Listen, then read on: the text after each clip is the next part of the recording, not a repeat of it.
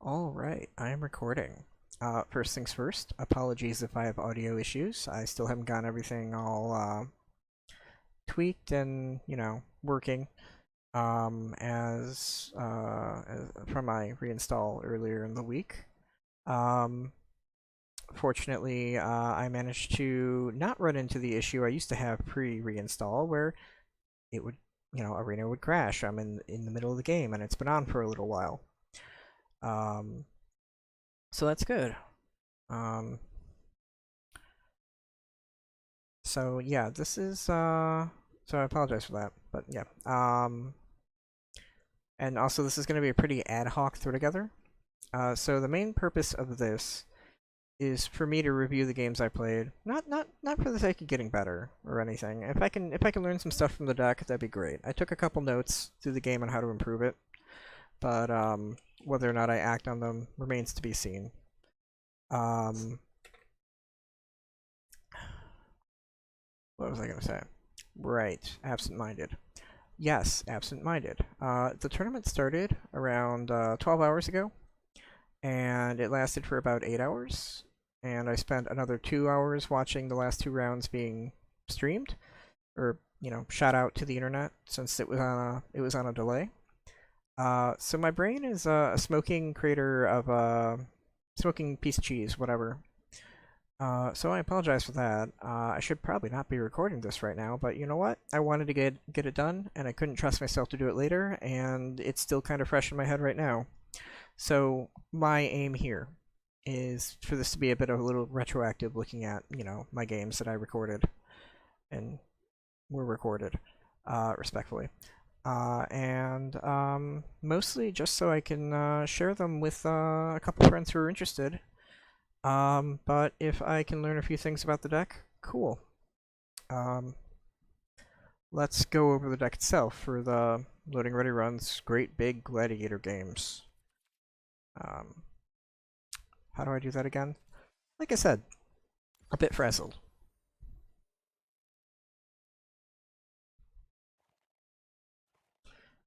And hopefully it's not picking up every breath I make or anything like that, because that'd be awkward. Um, I'm not gonna have audio if I can help it for most of this. There's one part where it was, the feature match that was streamed. Spoiler alert. Anybody watching this knows how it was probably. Um, what's my train of thought? So I just listen to music while playing the whole time, and I'm uh, not going to be bothered to fix my noise levels so that I could have it going on while doing this. And B, don't really want a music industry corporation, whatever, to grab this video and be like, hey, we want ad revenue now. So that's a thing.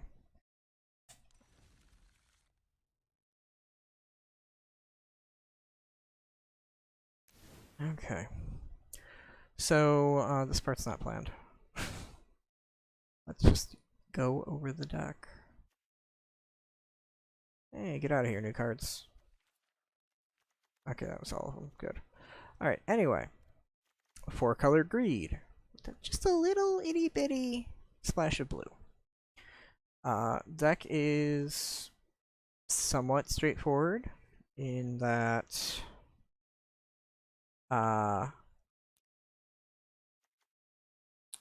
you've got a whole bunch of controlling aspects of it to get you through the early game.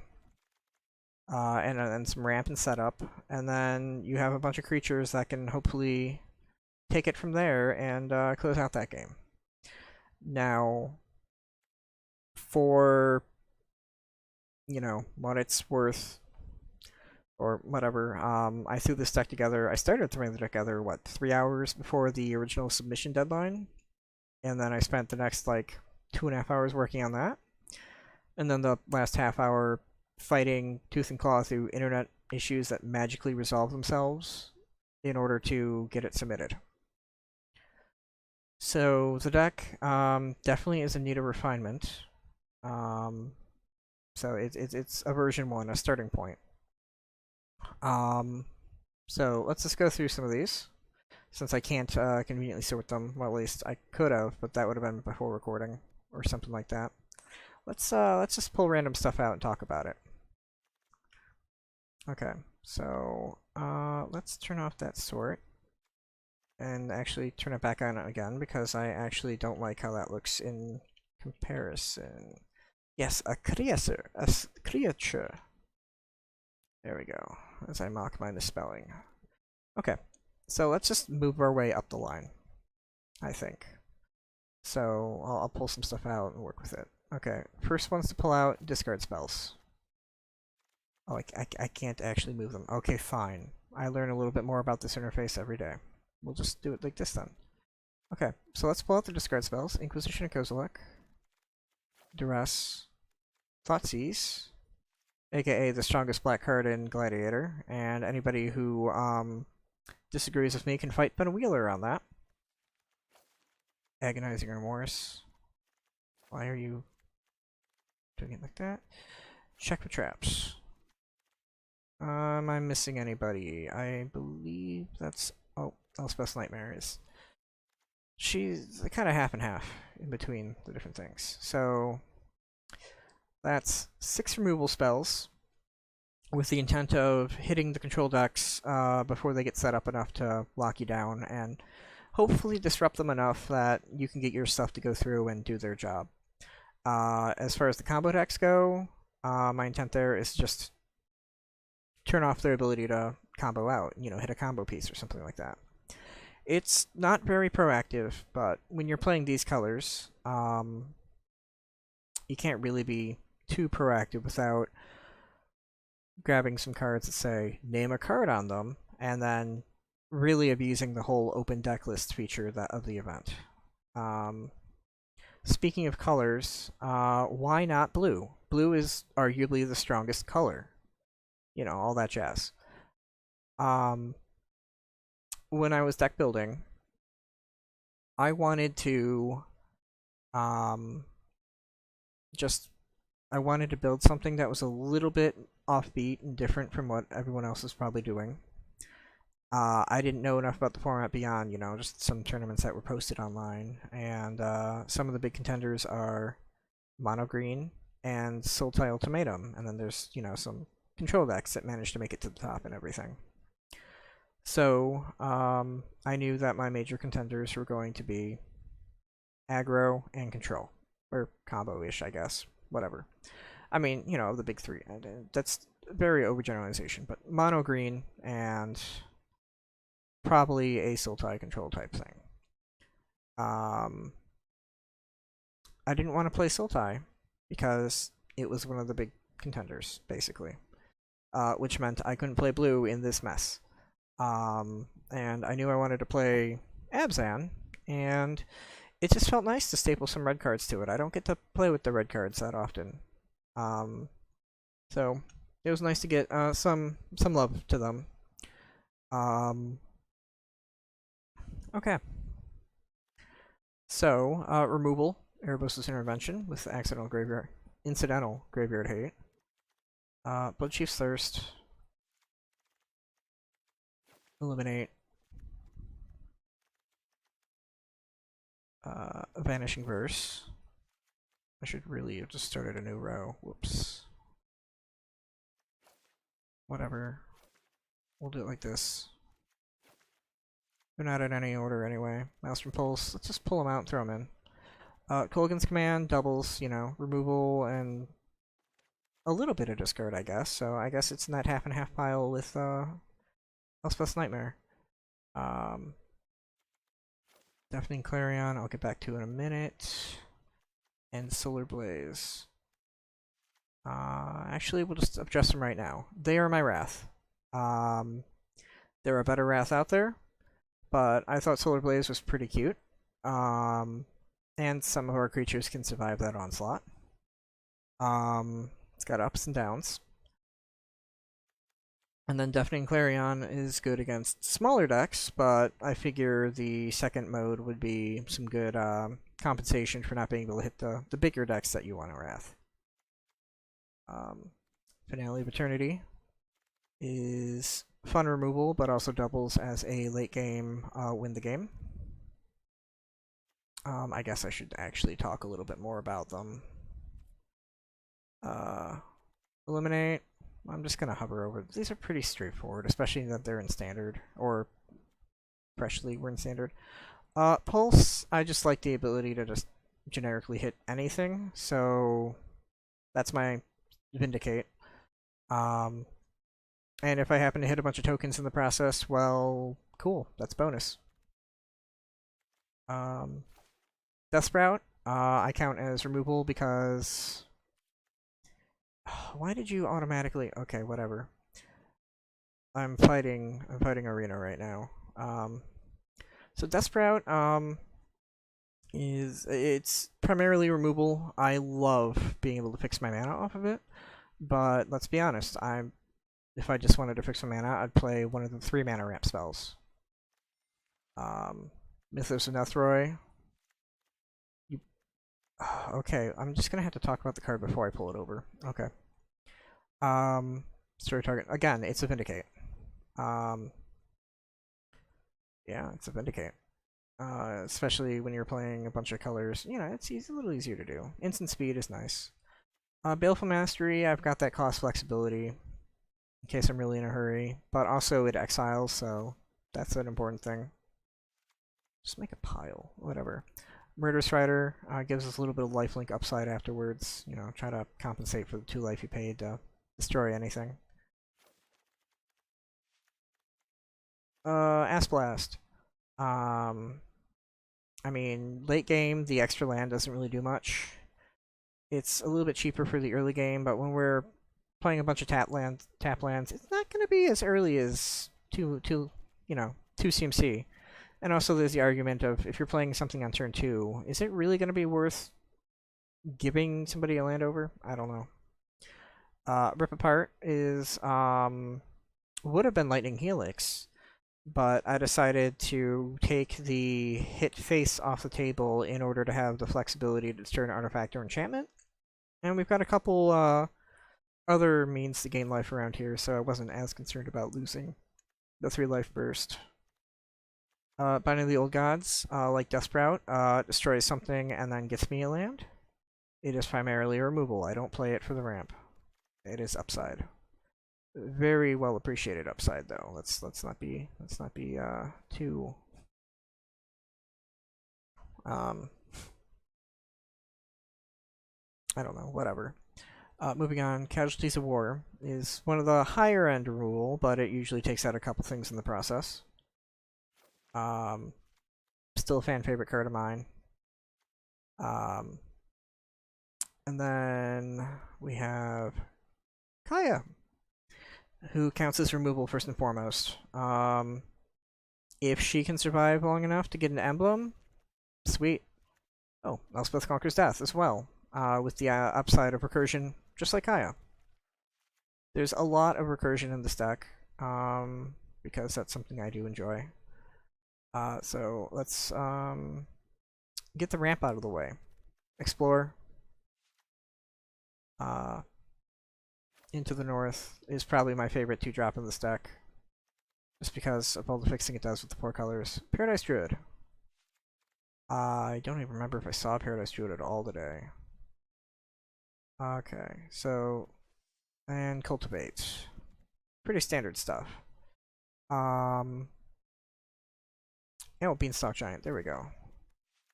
So that's 1, 2, 3, 4, 5? If I'm counting correctly. Again, late at night type thing. So 5 pieces of removal, or sorry, of ramp. Sorry, 6. Cold Steel Heart, that's right, I knew I was missing one. Okay. So, that's the ramp package. So we got ramp, we got discard, we got removal. After that, we kind of have a little bit of flexibility to actually have a deck that has a soul. And the soul of the deck is in its multicolor and legendary. They kind of fall hand in hand. Initially, I wanted something that just benefited off of playing multicolor things. Tome of the Guild Pact was one of the first ads of the deck. I wanted to play with it. It's the point of the game. I mean, you know, just Who cares if you're winning if you're not doing what you want to do to win? I mean, that's all subjective. I'm not gonna mess with that too much. Okay, so Tome of the Guild Pact is a payoff. Here, let me throw these guys. No, I wanted that row. Well, I guess I could have just made new rows. Damn. I hate this interface. Okay, it just doesn't want to play well with me. Okay, where's my Bard class? So, payoffs. Or I guess, payoffs or whatever. Let me throw these guys over here. I'm sure you know why I'm doing that part. I'll mention them in a minute. You know, I really should have just pre-organized everything ahead of time, but we are way past that point now. Okay, so payoffs for playing legendaries and multicolor things. Technically speaking, that guy counts. Technically, Colberry counts. And Primeval's Glorious for Birth. We're gonna go ahead and... No, we're not gonna do it yet.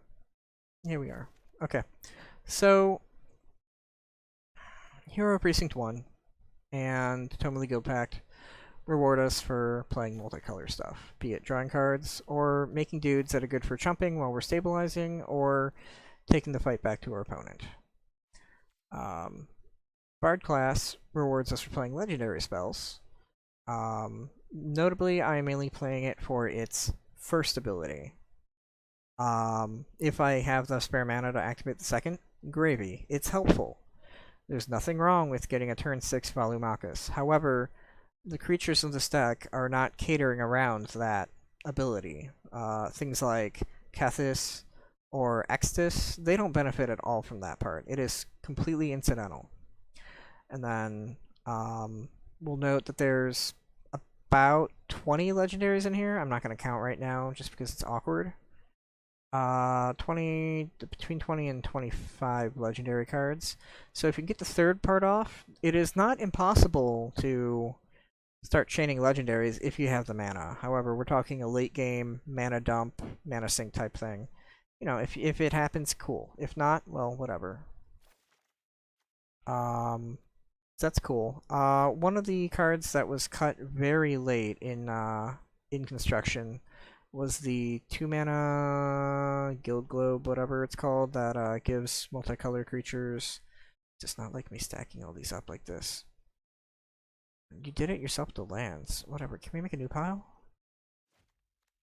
Did it work? No, it didn't. Oh, this interface. Get over there.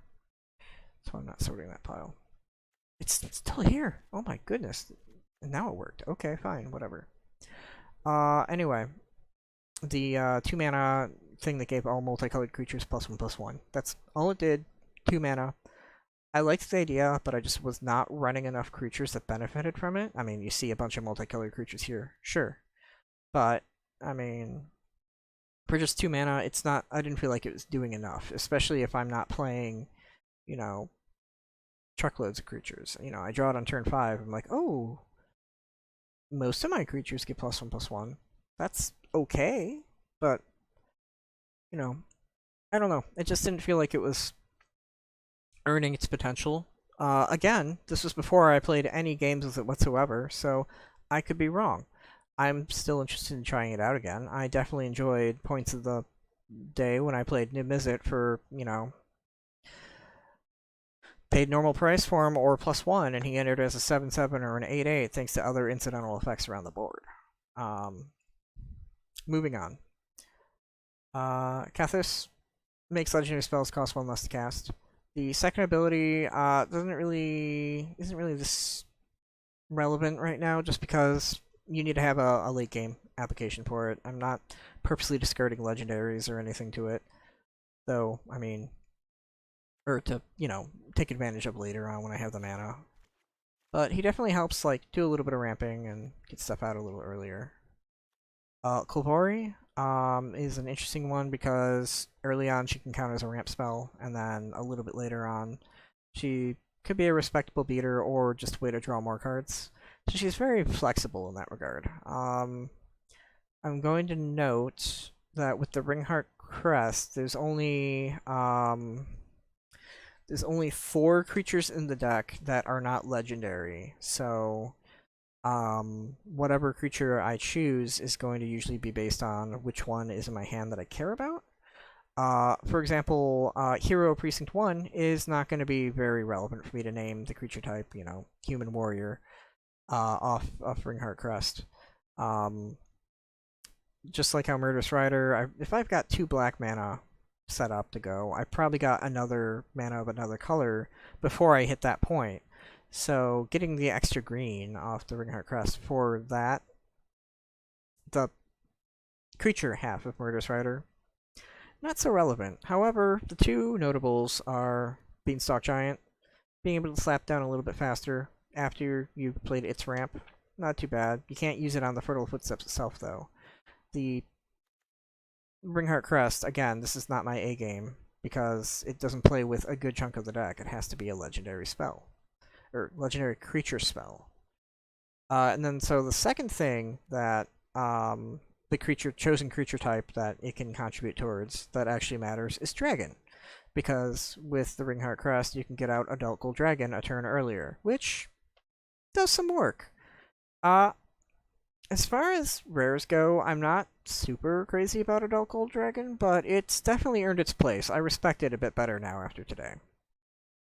I'm willing to admit when I'm wrong. It's a decent card.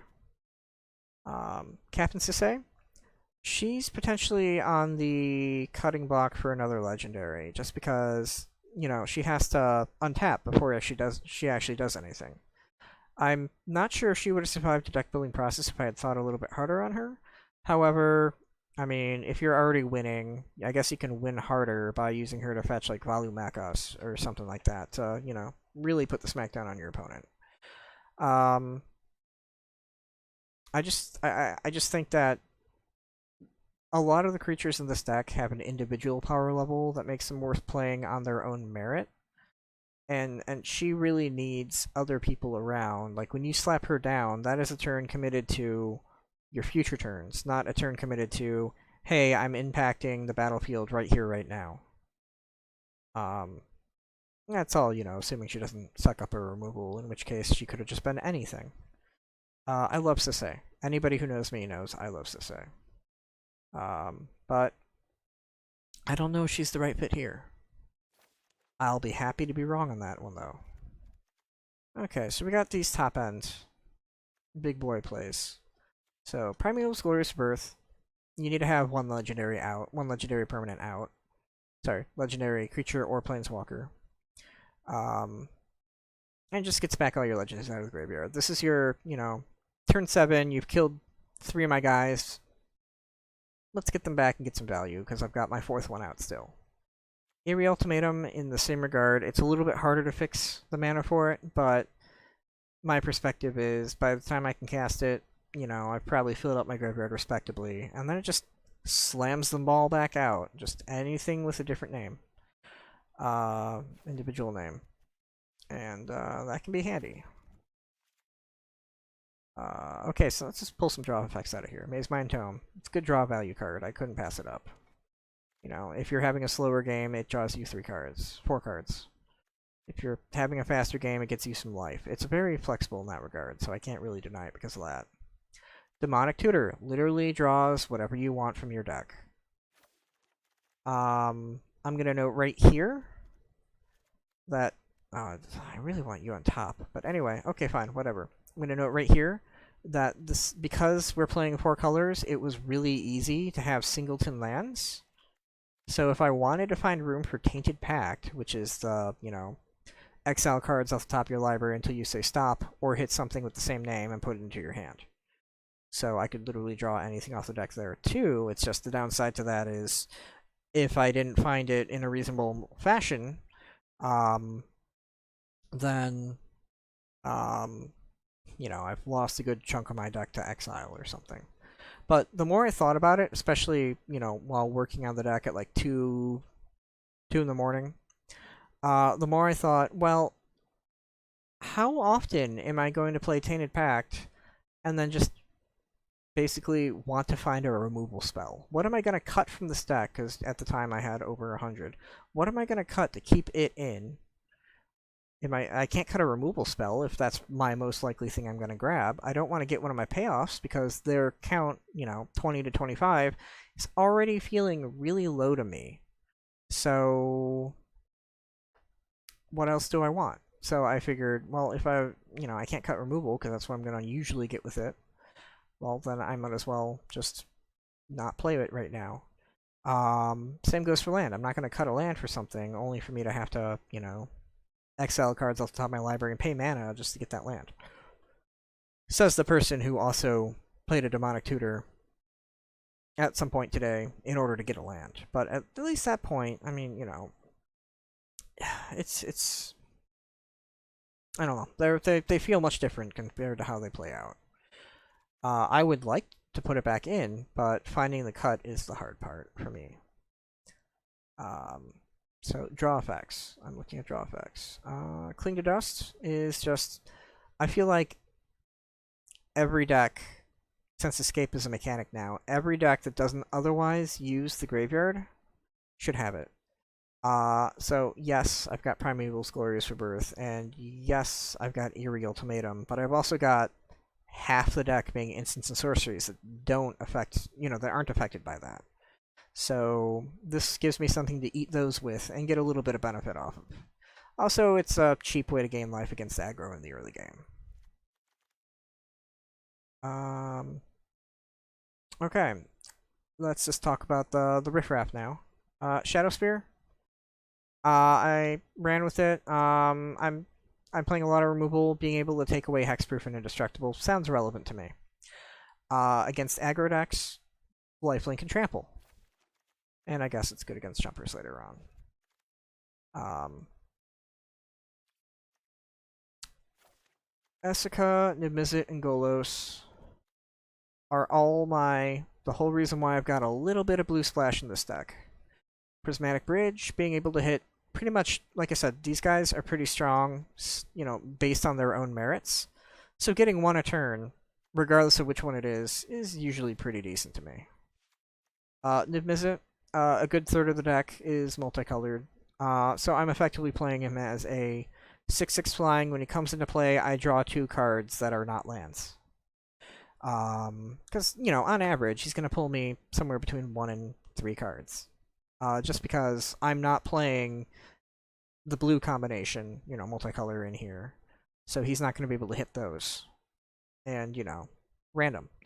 But he's still a very solid creature, especially with his evasion. He's only one of 4 creatures in the deck with flying. 1, 2, 3, 4, 5 deck creatures. I'm sorry, I lied. 5 flyers. So he's pretty respectable in that regard. And Golos. I love Golos because you pay 5 mana, you grab him. Chances are, I guess his cost can be reduced by Kethis and whatnot, but I mean, pretty easy to grab him and then grab the World Tree. And then congratulations, you got your 6th mana, or you're close starting to it. And that just makes it so that you don't have to worry about colors anymore. And that's relevant because you pay Rainbow and you can start casting stuff for free off your deck. So he can be a little wild if you can't do anything about him. Belomechus Lorehold. If you saw this deck back before I started throwing everything off to the right, you notice there's a good chunk of the deck is 5 mana or less. A better chunk of the deck is 2 mana, and 3 is respectable. My 3 and 4s. So a lot of that are things he can hit. If he manages to swing with haste, he's very likely to swing. He'll probably find something that'll help affect the board. I like this guy. He does well in my book. Rada kinda helps me draw cards off my deck if they're lands. I like hitting lands. This deck is very mana hungry. Its upper end is a little bit higher than I wanted it to be, but that's okay.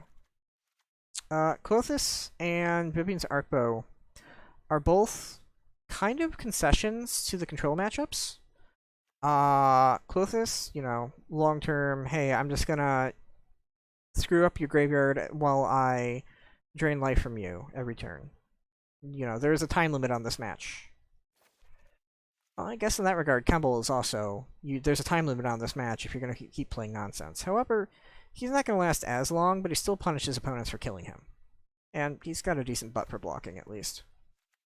But Vivian's Arcbow, that's one where if I can turn 2 that and then just wait on it until I've got enough mana to start activating it for 5 mana, then I can usually consistently hit something relevant. You know, hit a creature or whatnot. Without having to worry about my opponent having discard spells. I wish I got to play with it more today, but it is probably very much more of a pet card than an effective card. But hey, I can always hope that in my 100-card deck I can turn 2 this thing. Holy cow, I'm already at the half-hour mark. Well, at least I'm almost done with this, I think. Valky, early game gets me intel on my opponent. Might nab a creature and demand a removal spell. And then later game, he straight up, you know, just exile something that's annoying, or something like that. Aurelia, she's just a big hitter. Player makes something stronger, swing, all that fun jazz. Extus, he is mostly played for his other half side. I'm not sure if I want to keep him around, because I don't really get to use his first side that much, but I do enjoy the double strike, especially when I've got some effects in here that make him bigger than he currently appears. But that Magecraft isn't impossible to get to work. Again, there's 4 creatures in this deck if I can come back to them. But I mostly am just playing him to be, you know, here's a big thing that'll help close the game with Awaken the Blood Avatar. Sack your blocker, take your Peats. Questing Beast, it's got so many abilities. It doesn't have... its purpose is to just kill things. Kill your opponent. Rian, again, I guess she counts as a multicolor payoff. Because, you know, so many multicolored creatures, she gets them back from the dead when they die, which means I can be a little more aggressive with them. Tristani, pumps all my dudes, has lifelink. Very relevant to have lifelinks out. And Chumpers. But also in her ability to boost everything, she lets me be a little more aggressive with my creatures. She and Rian can be best friends. Liliana, source of card draw, kind of control. I mean, it's a good card. It's a great card. Good luck getting the ultimate to go off, but she's already impacting the board before then. Adult Gold Dragon, kind of covered it earlier. It's a pretty solid creature. It's got evasion, it's got lifelink, and the haste is good for surprise. Your Planeswalker's dead. And of course, last but not least, Biolante, who I consider probably the heart of the ideal. Just, you know, just kind of like a reminder of what I want to be doing with this deck, where I want to be using my resources and then late game get them back, or you know, some other overwhelming thing. I'm a big fan of Biolante. I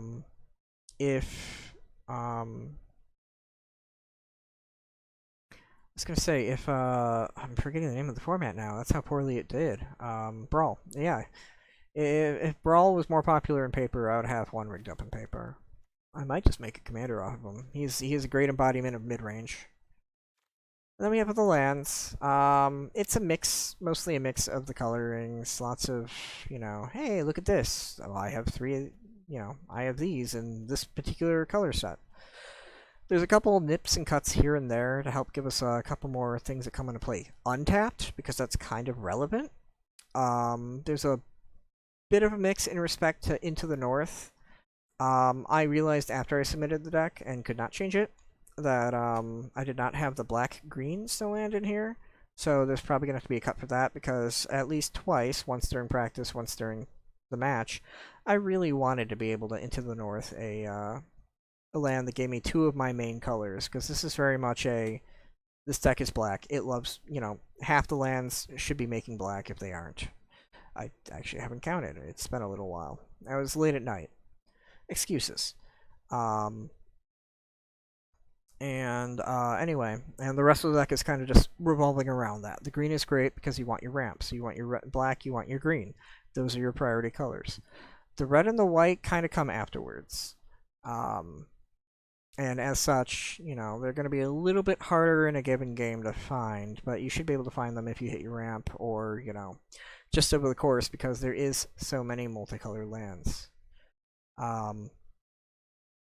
Let's see.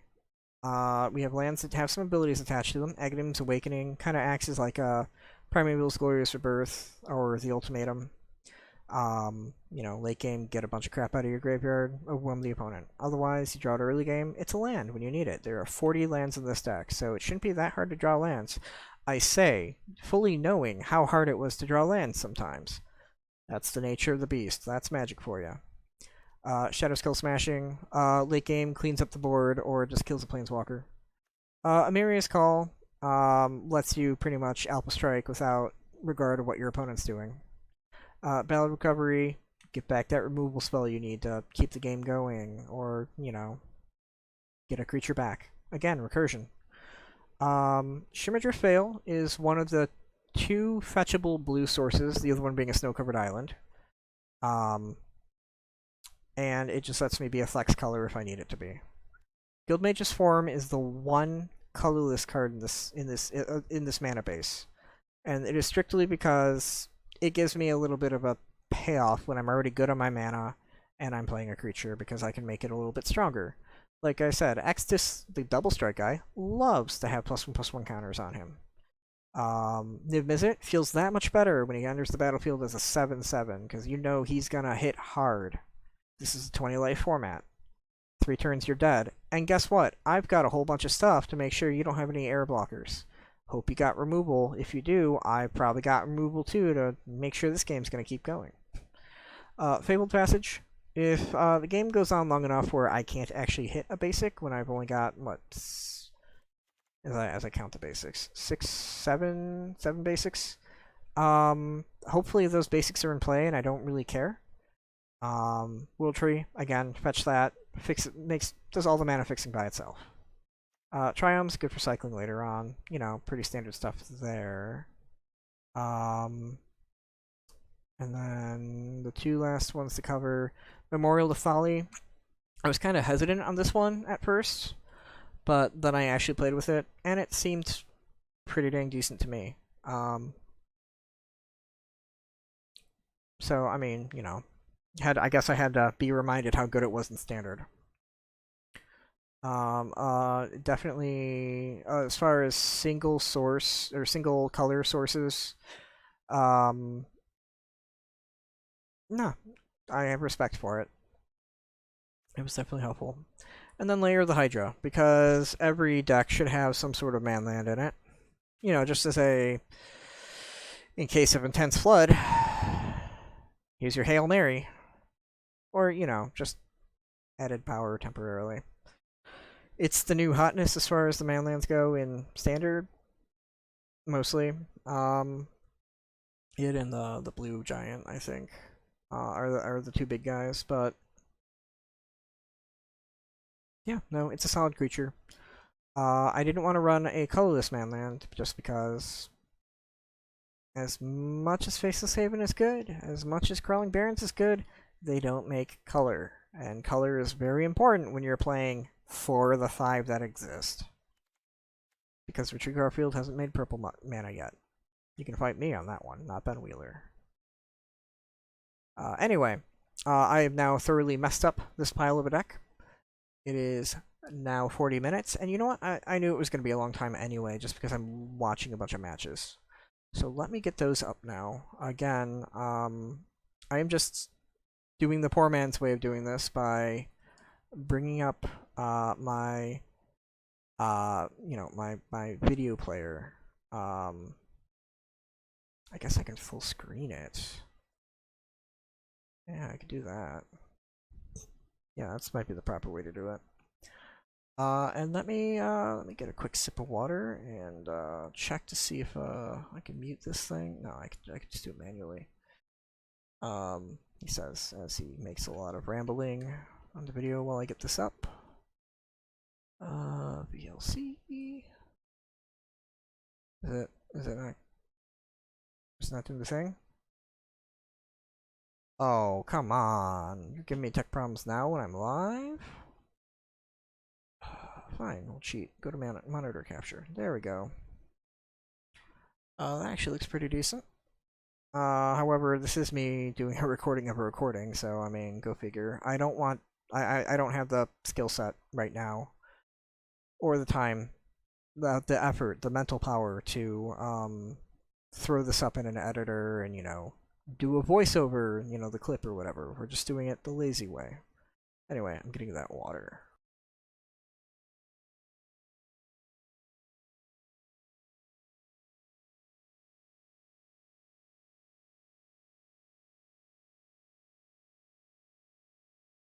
Hydrolicious.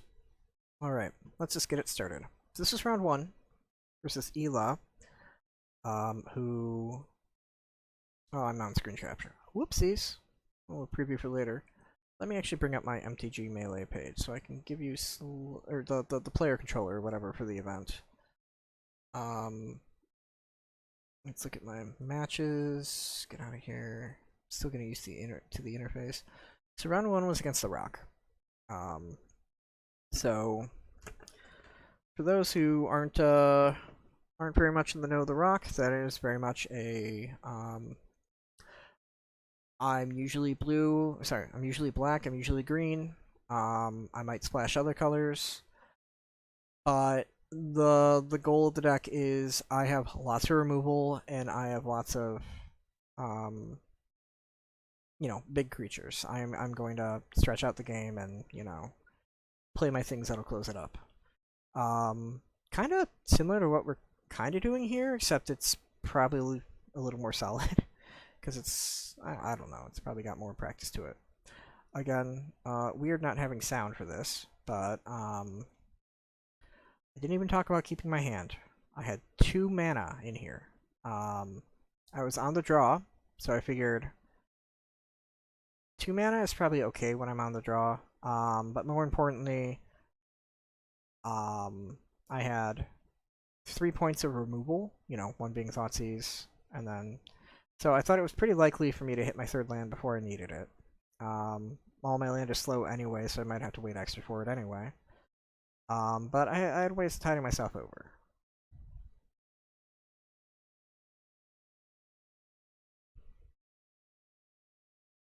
So, as you can see, we're drawing our lands without a problem now. We're gonna be a dummy and play the Lair of the Hydra, even though we're not gonna use the mana, I imagine. Or am I actually gonna think this one through? Balagad, which was our 2nd land in hand, we might not play now. Again, this is round 1. What my thought process was is gone now. Thoughtseize, only 1 choice to pick. Yep, I went ahead and played the Lair of the Hydra. I mean, it's gonna be useless when you play it on turn 2 untapped. It's gonna be tapped every other turn after that. So, I mean, you're not getting an extreme amount of mileage either way. And you know what? That's fine. Skull Raid. Okay, so... I mean, at this point, I've got a lot of removal. However, they don't have much of a hand, so the Nightmare is not going to do very much good for me. And then the Clarion's only good if they have a board, and it's hard for me to play right now, so I'm not going to worry too much about that. Drawing Niv-Mizzet is great, because that gives us something to look forward to when we hit our 6 mana point, and have easy mana to just slap him down. Opponent's not doing much, giving us plenty of time, so we're taking advantage of it. Now, there might be something to say about playing the Forum over the Balagad Recovery. If I was thinking it out, I'd probably play the Recovery as a land instead. So here's a Demonic Tutor. It can get us any 2-drop we want from the deck. Or we could just do nothing with it. I believe around this point I was having thoughts of, if I tutored for a land, I can guarantee having Niv-Mizzet next turn. That would be really swell. Fortunately, my opponent read my mind and went, you know what? Let's give you something to do with that mana anyway. So, we Mythos it. Nice and simple. because I don't want my opponent fetching stuff. And it's at this point, opponent goes, haha, you're low on mana. Let's punish you. Also, they probably figure I haven't been playing much right now. Let's figure out a way to make them hurt. So, one turn away from having Niv Mizzet. Now I'm a little bit stretched for mana. So I grab the blue here because I figure I've got a lot more red sources in this deck than I do blue. But I didn't get it anyway, and I really want that Niv. So let's go ahead and grab a red source this way. Now, notice how I pass right over the Cultivate?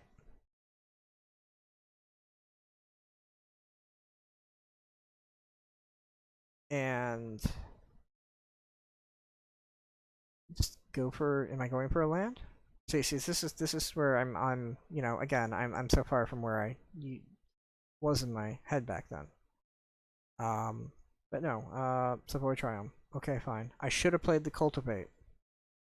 But, I didn't realize I could have cast the Cultivate. So, I used up my mana appropriately and just, you know, smacked him in the face, because they were mostly tapped out at that point. So here...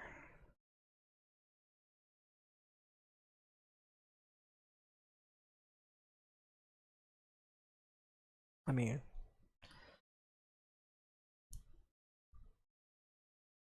Opponent looks at the lands again, because opponent's a big fat meanie, who's trying to figure out what he wants to kill next.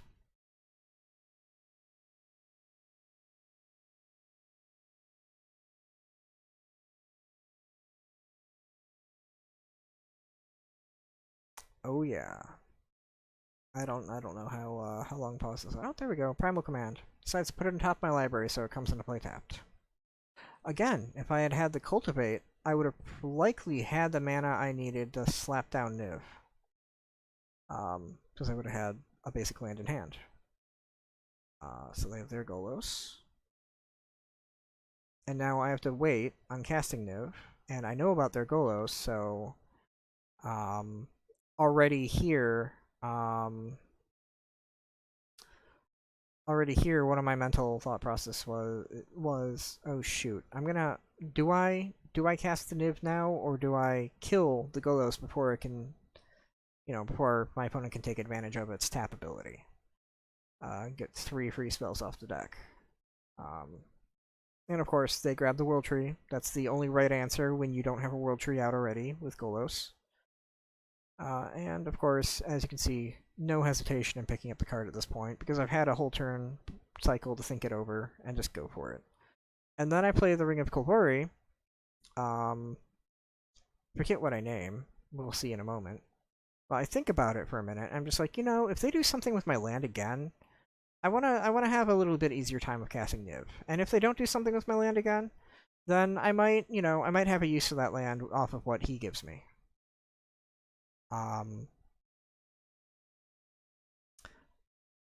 Looking at it here, that's a little but it's fine. Opponent plays their land. There goes my graveyard. I check to see what I might loot, if there's anything I actually cared about in there.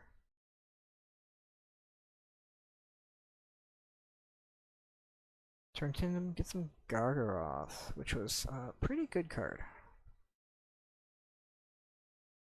So this is where we play the do they have a removal test? Because I certainly have a hand after they get through that Niv somehow. So here's my first time noting, Sisei's probably not going to be so great in this matchup. Or, in this... Well, at least in this matchup, Sisei's not so great. Dressani's nice, pump up the Niv, give me some chumps. They have removal, that's always delightful. But I've got some stuff too, so that's okay. They can draw a card, I guess. I'm never happy to let them draw a card with Gargaroth. Just because that means, once I remove it, I'm still down my removal spell. But I mean, they've got a card to replace their Gargaroth at that point. So note here, I've got 2 green sources and 2 black sources as far as my mana goes. Just like straight up without having to worry about anything. So I'm usually feeling good when I've got those, and then some supplemental flexibility for the other colors. Um, the blue is, only necessary for 3 cards in the deck, but I do tend to prioritize it probably a little higher than I should. Um, I know it's definitely hurting in one of my future games from hitting blue a little bit early.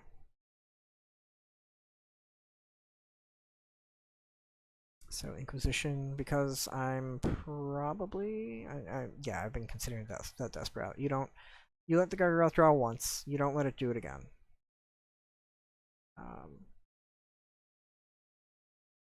You murder it, and then you have a real awkward time considering if you wanted to Inquisition or not.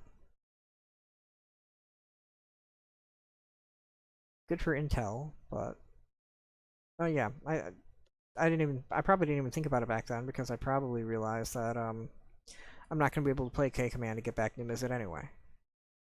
As you can see, I went for the Belagood recovery because that's I already had a solution for the Fauna Shaman in hand. The Fauna Shaman.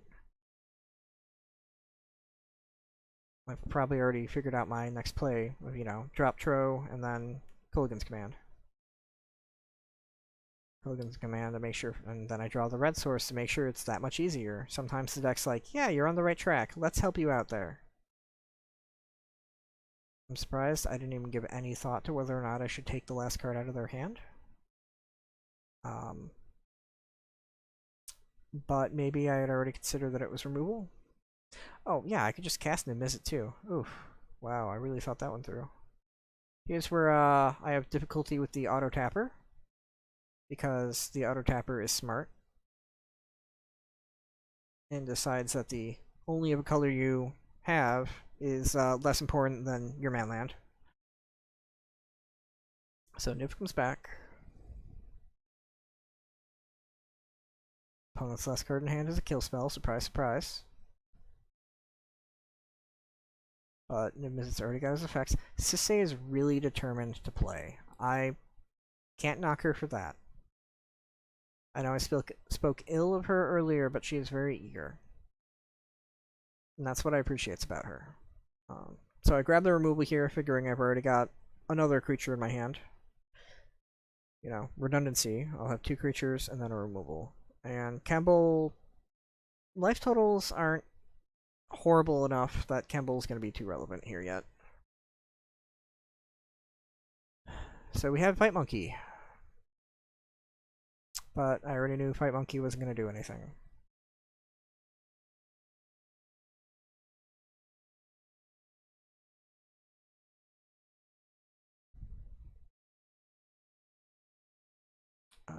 Yep. We play Trostani, play Cold Steel Heart. I forget if I go for blue here, just because I can, just in case, redundancy. Yep, that's what I did.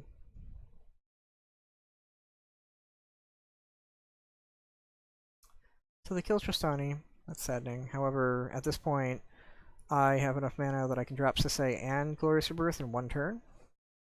So opponent is not going to be having a great time.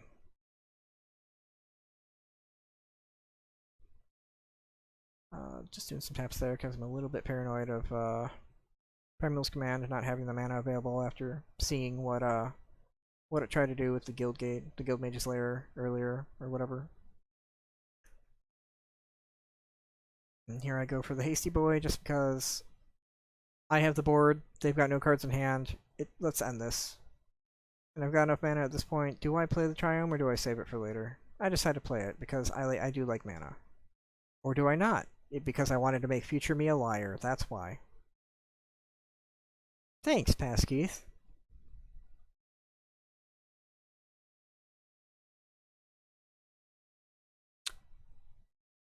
I don't believe they stick around much longer than this.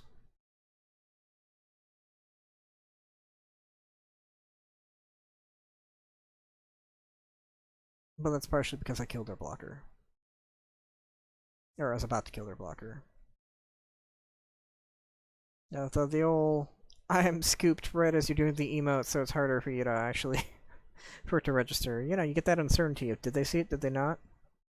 And this was like my first match too of this tournament. My first time using MTG Melee. I'd been registered for a long ass time, but the event that I registered for, I ended up not playing in because it wanted me to get up way too early in the morning. Like, I had to put an effort to get up in time for this one. So game 2, this is a horrible hand. You've only got one mana source.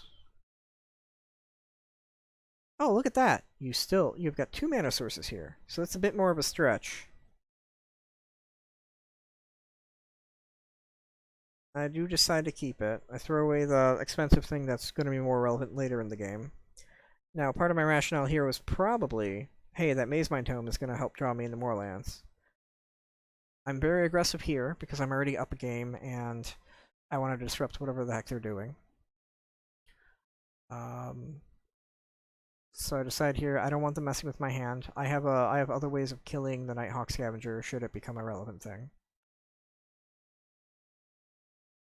And here's Into the North to help set us up. My favorite 2-drop in the deck. Alpine Meadow's great because it gets us our flexible, it's a flex color slot. It makes that Vanishing Burst very relevant. Hello, Scavenger. And would you look at that? It's almost like it was meant to be. Goodbye, Scavenger. Let's keep up our fixing. If they don't have any follow-up here, I'm able to just slap down Mazemind Tome and, go to town with it.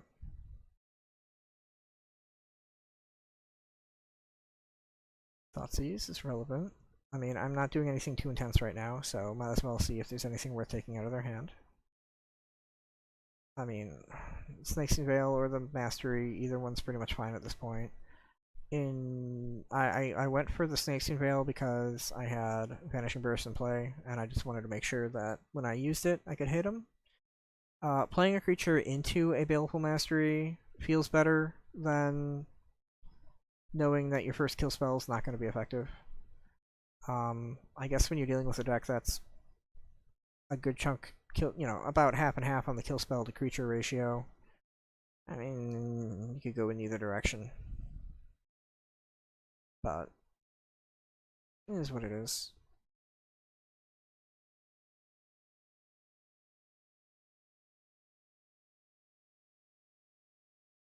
So here's where I realize, if I fetch for the right color, I can take that Baleful Mastery out of your hand and then play Extus.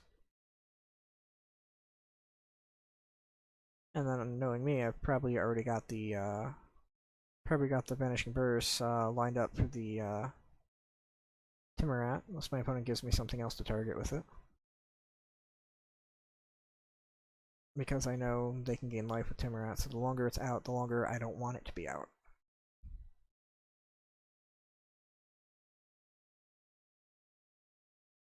But this is very much a point of the game that it could still go in either direction. They've got a bigger hand, but I've got, 3 cards hiding under the Mazemind Tome.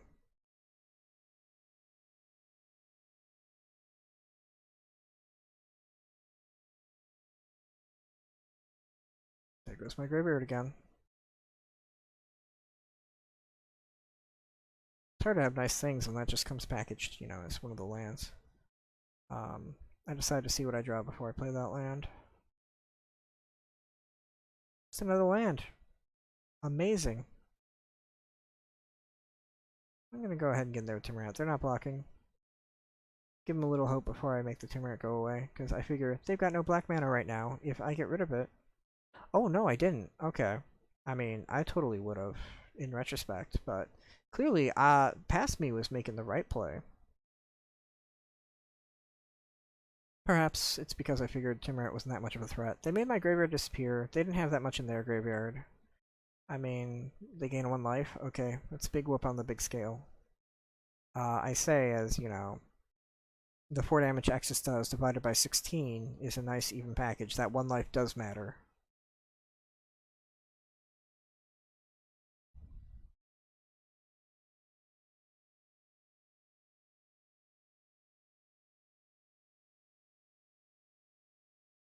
And I know I muted my sound and music for this. Totally use your own. I forgot to mention that at the beginning. Ah, right. That's why I remember killing the Terminator with the Vanishing Burst. They had to play their fun stuff on it first. Okay, so here we don't have the white we need to make Miria's Call work quite yet.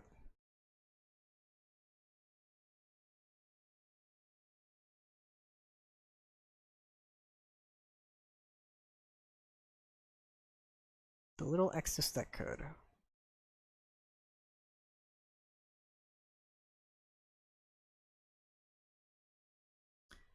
So here, do I decide to start drawing cards, or do I decide to play the Valky? The Valky doesn't have anything to exile right now, and that's my only removal, so that's relevant to me. I decide I don't really have anything I can really play right now with the Mazemind Tome, so let's go ahead and wait on it. That way, if they have a discard spell, they have one less choice to pick from in case it's something I actually care about. Opponent decided they wanted to get back the Death Toucher, and both of them have lifelink, which is really relevant for them right now. And of course, I think we all know what's about to happen.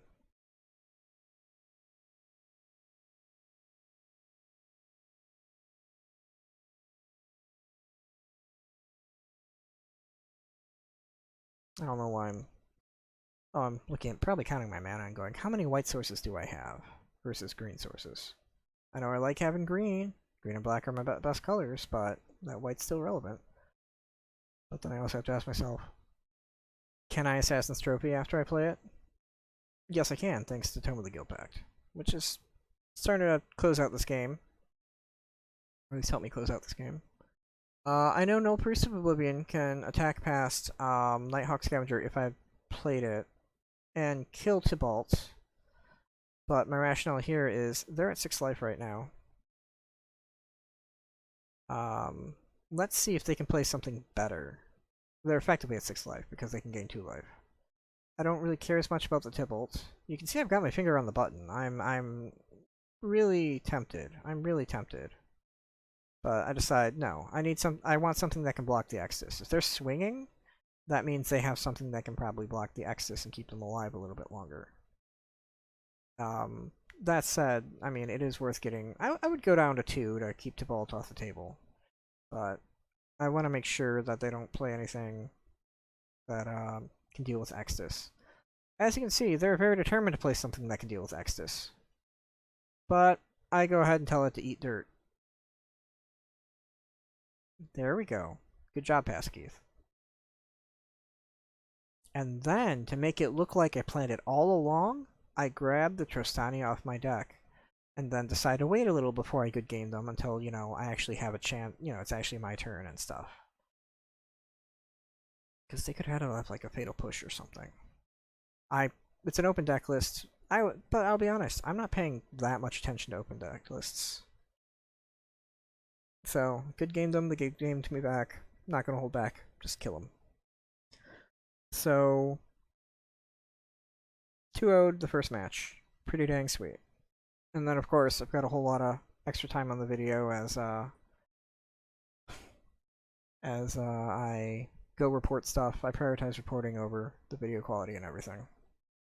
Or, you know, the video capturing. So, round 2 was against Kaylee K, who's actually one of the people, I believe, who finished in top. I'll open up the standings again. No, I'm sorry, she didn't. She was in the running for it, though. She ended up 14th overall. And, she was playing Mono Red Goblins, so, that's always a good time. In theory, my deck is supposed to be good against that coloring, so let's see how that played out. Here's the first time I had an error, because I was so wrapped up in, you know, again, this is my first tournament, this is my second match of this tournament, getting used to how the system works. I didn't even remember to start recording until the start of the second game. Which means I don't really remember how the first game went beyond, you know, I'm at 1. You know, I was brought down low in life, but I had a bunch of lifelink. Shadow Spear. That's what brought me out of it. Shadow Spear on a big guy. And I'm pretty sure it's one of the guys with Vigilance, so I'm sure you can put together what it was, actually. I don't know. So, hold up a second. Did I throw that one back? Okay, so, let's talk about this a tiny bit. This is the hand I kept. Oh no, this is my new hand, right? Okay, let's go back. No, this is the old hand. Okay, so Kethis requires 3 mana to cast. 1, 2, 3. That's our 3 mana right there. Perfect coloring. Nothing crazy about that. That's pretty sweet. However, it all comes into play tapped. In theory, I could have him come into play, you know, with a +1/+1 counter. That's cool and all. However, that means I'd be making my first turn 4 play, my first play on turn 4 against Goblins, a very aggressive deck. I'm glad I realized that. So here, we've got turn 2 play through Hero Precinct. If I can find my black, I'm good. Probably gonna. I would have a really hard time on whether or not I keep the Biolante, because if it slaps down, that lifelink is going to be very relevant. Do I keep it? Yeah, I keep the hand. Do I keep the Biolante? See, I'm thinking about it.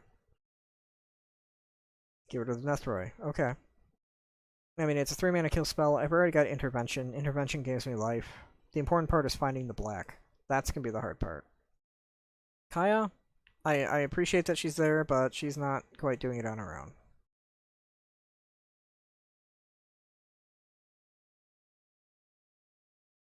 Rebirth, it's always fun to see your late game plays when you're still trying to set up and draw the essential pieces you need for that setup.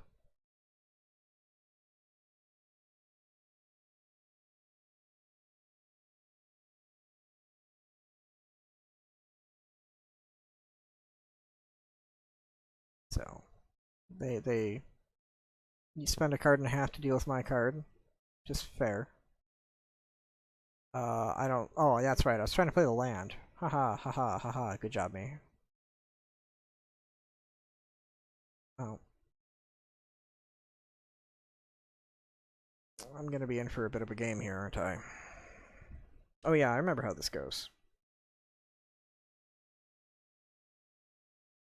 So there's my black source. It's admittedly slow though.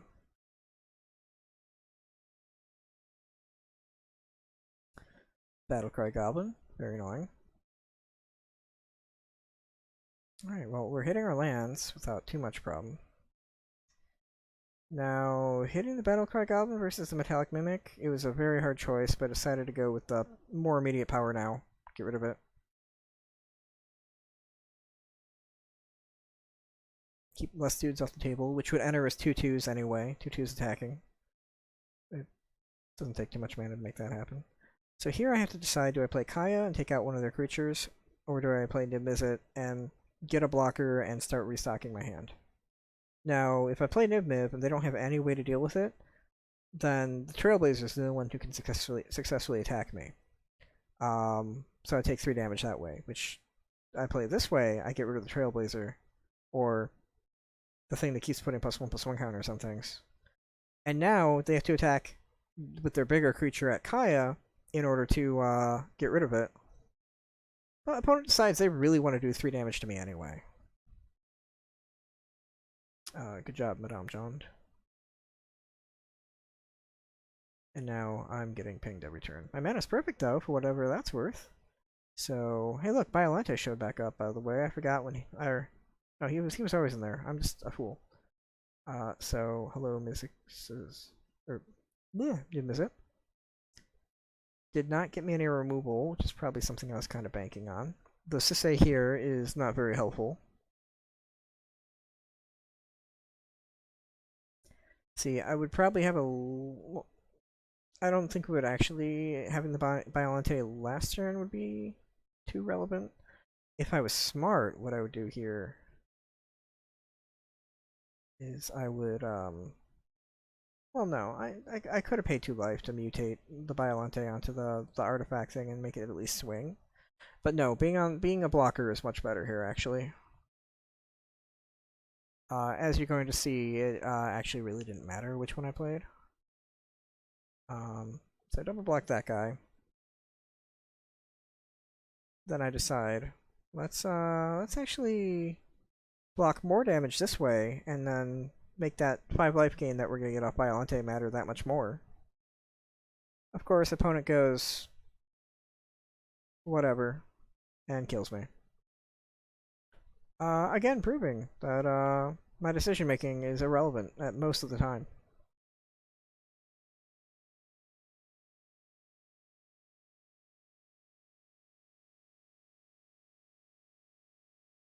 Yep, no sideboards, so let's throw it right back in. Just probably why I had enough mental capacity to switch on the whole, oh hey, I'm not recording, I should probably fix that issue that I had. Again, having a great time with my mulligans. 2 lands here. No black. That matters a lot. We have the green, but it'd be turn 3. I'd have to hit 1 more mana to get my ramp spell on. Here's where I go. I hate mulling to 5, but I'm not really seeing anything too crazy here. I'd have to hit 2 black. That's asking a lot, but we decide to ask it anyway. And we throw away Sisay because she's 2/2 for 4 mana. At least if we hit Aurelia, she can do some work. So, our lands are coming into play tapped. We don't have much of an early game right now anyway. We need to hit our black. This is where we're not really feeling too good about the matchup. We drew our tap, black. Remember that one hand that we threw away that were our first relevant turn play, you know, was a little ways off? At least we can do something on turn 3 that matters. So I go to recovery here. In theory, I could draw something that lets Clifftop come into play untapped later on.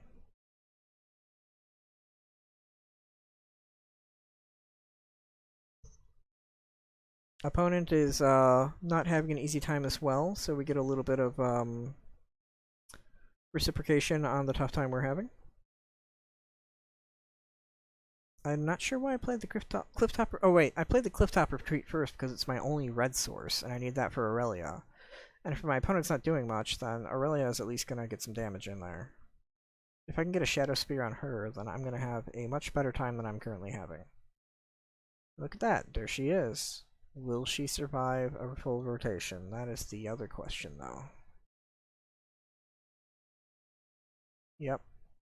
I only have 1 creature to target, but I'm still going to ask me who I want to target. Just in case I want that Arsonist to be something scary. Opponents found their 3rd land. And of course...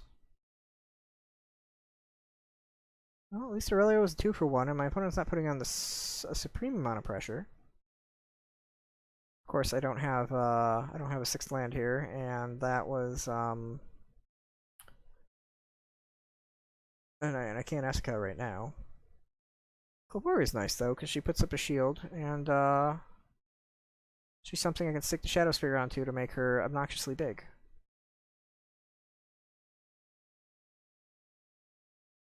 So what does opponent have now that's relevant? They have Krenko. We don't like Krenko. We need to kill Krenko. Fortunately for us, we have the means of killing Krenko. Especially now that our mana is now easy peasy. So anybody in their right mind would kill Krenko and then equip Shadow Spear to the Kolvari. As much as I want to get that Esca going, I need to not die. And now I can swing with Impuni, or Impuni, whatever. I can't talk. I can swing just because, you know, I'm netting more life than I'm taking in damage as it currently stands. Opponent's gonna go, you so sure about that? But you know, it's a start. Of course, I got my Murderous Rider, and I conveniently have 6 mana, so at least I'm not making it easy for my opponent. Shimmer Drift, get me whatever color. Blue, why not at this point? Yeah, I didn't pay the most attention to decks to see which ones might have land destruction in them, but that's okay, I think. Golvari is still at it. And here's where opponent gets to go, let's have some fun. Hellrider, great way of ending games as just that last bit of damage you need. Didn't even think about blocking it because it's not gonna do enough right now. So, Inquisition shows us their Embercleave. So now we can play around that a little bit. And by a little bit, I mean not very much, but at least we know it's there now. It does impact our blocking ability, because, in theory, I could be like, I could double block the Hellrider, soak up some damage, and Embercleave kills both my things without me being able to kill it. Well, yeah. It's an option. Of course, opponent goes all in now, because whatever I block with the Murderous Rider can die. Sorry, not. Yeah, with the Murderous Rider can die to Embercleave. Embercleave can take it out. I can't talk. So here's where Golvari and Murderous Rider go on the 1/1s, because if they want to commit the Embercleave to the Hellrider, then they lose the rest of their board, and then I only have one thing I need to deal with. I mean, plus the Bonecrusher Giant that's pending. But I'm also gaining... No, not gaining life per se, as much as I'm just not in a great situation here. Let's be honest, I'm not in a great situation here. An opponent, finishes off the Rider to make sure it doesn't gain more life at least. Doesn't let me double block the Rider. It's interesting how they valued that over the Bonecrusher, but also at the same time, I think that makes sense. So here's where we get to have a fun moment too, by the way. The Questing Beast gets to swing. Sacred Foundry's tapped. That's fine.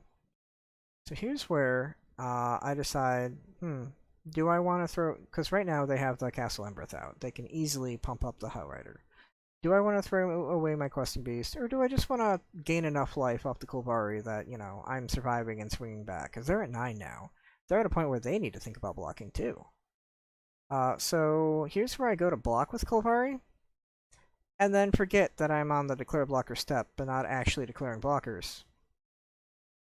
So I'm now in a situation where I need to block the Hellrider with my Questing Beast. So let's throw away our best creature.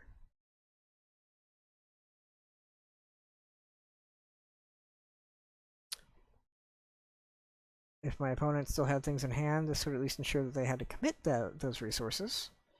But now we're also at 5 with nothing that has lifelink. And they have 2 things that are going to be a pain. And this is where Niv-Mizzet goes, oh hey, I heard you need some removal. How about I don't give you any of that? But you can still have some decent things. And with the land on top, we're at a convenient life total where we're at a convenient place where we have a bunch of blockers now. And Golvari is actually in a good spot to start attacking because she has Vigilance. And she's actually stronger than Niv-Mizzet, so I don't even think I'm going to switch it over to Niv afterwards. The opponent... I don't know why opponent blocks there? Because between the trample and the... They might not have remembered the trample, actually. But, I mean... They go to 1. Either way, I'm getting 8 life, and that's a significant swing. If they want to be able to attack, but they're not going to be able to really get through my blockers, so... I understand. Here's where I go... Golvari, you've had your fun. Why don't you give me some value on the way out?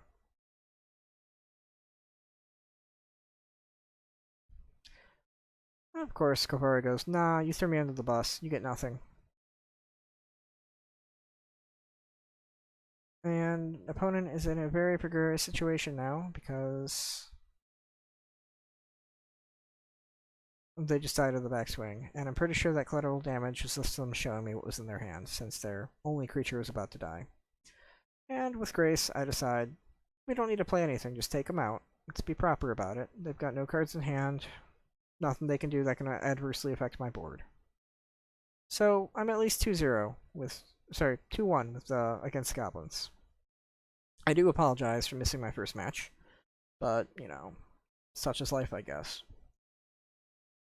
So, round 3 is against Mono Green Stompy. I mean, do I need to talk about the deck at all? It's Mono Green Stompy. In theory, I mean, I have a lot of confidence in this one just because it's Mono Green Stompy. I just turned it on, and guess what? We're already in the middle of the game. Again, somebody forgot to hit record until he was partway through the game. So I can't really tell you about opening states or who went first. But what I can tell you is, this looks like a board. I wish I could click on things to check on their states. But here opponent's like, I don't care about the Ugin.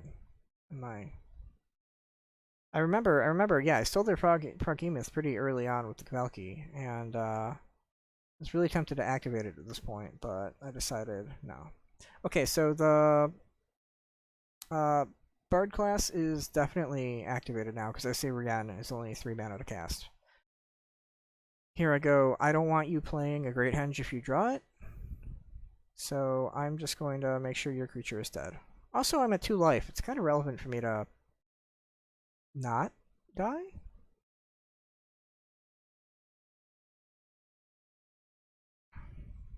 And right now it's on my opponent to draw cards. I'm assuming we had a removal-tastic match so far. I mean, it's only game 1. We still have a whole game we can watch. Here's where I need to think, what am I doing? Enter tapped because I can't afford to take damage.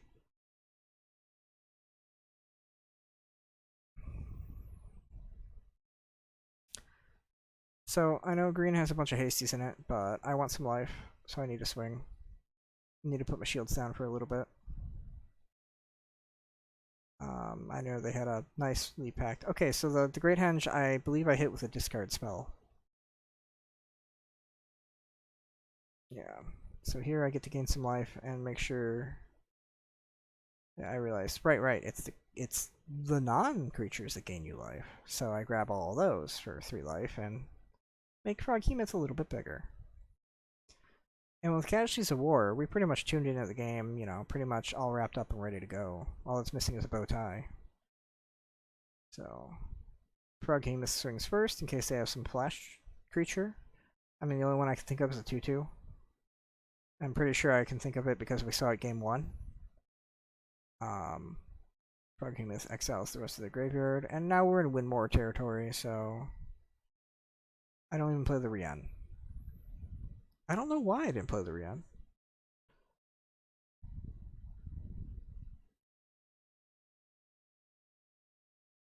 And then opponent goes, yep. Oh, so I talked about game 1. This is game 1. Wow. See, joining partway through a match? Awkward. Okay. Well, let's see the game 2 at least.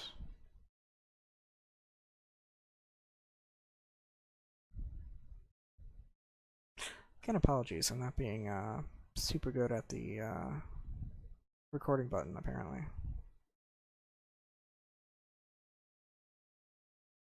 I suspect I've got one more issue with recording later on.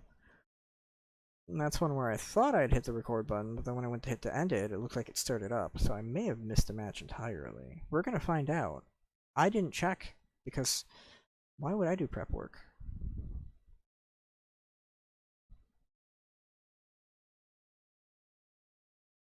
Okay, so here, the nice thing about the Sulphurous Mines is that it is the basic land types we need for our check lands. So we'll be taking advantage of that with the Woodland Cemetery later, and the Retreat.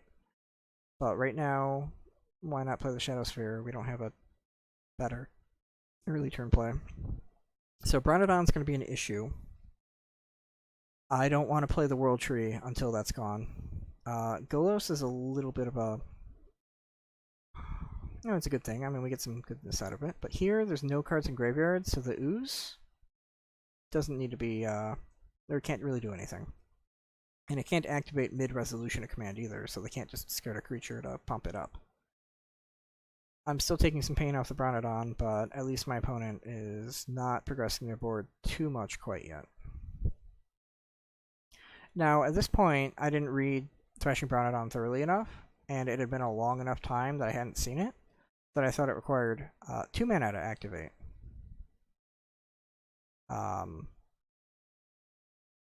Here you can see why that's relevant. And conveniently, the Agonizing Remorse shows up after they have no cards in my hand, or in hand for me to take. But here I go ahead and take away the Bronodon. It's their biggest creature. They're going to blow up the Shadow Sphere. But that's how it goes sometimes. Maybe I forget already. I could go back in the footage and look to see if I had played the Shadow Sphere after they played Bronodon. I think so. In which case, that was probably a bad play, and I probably thought about it like right after I did it.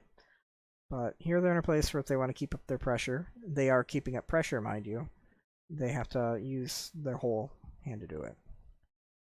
I play Kessis here because I value having a blocker more than I do about, what's in their hand right now. Conservation of life. Of course, Gargs comes out to play. He's going to be a problem. But Murderous Rider says, not that much of a problem. I'm still taking damage, don't get me wrong. But at least my opponent's not drawing cards and having an overwhelming situation.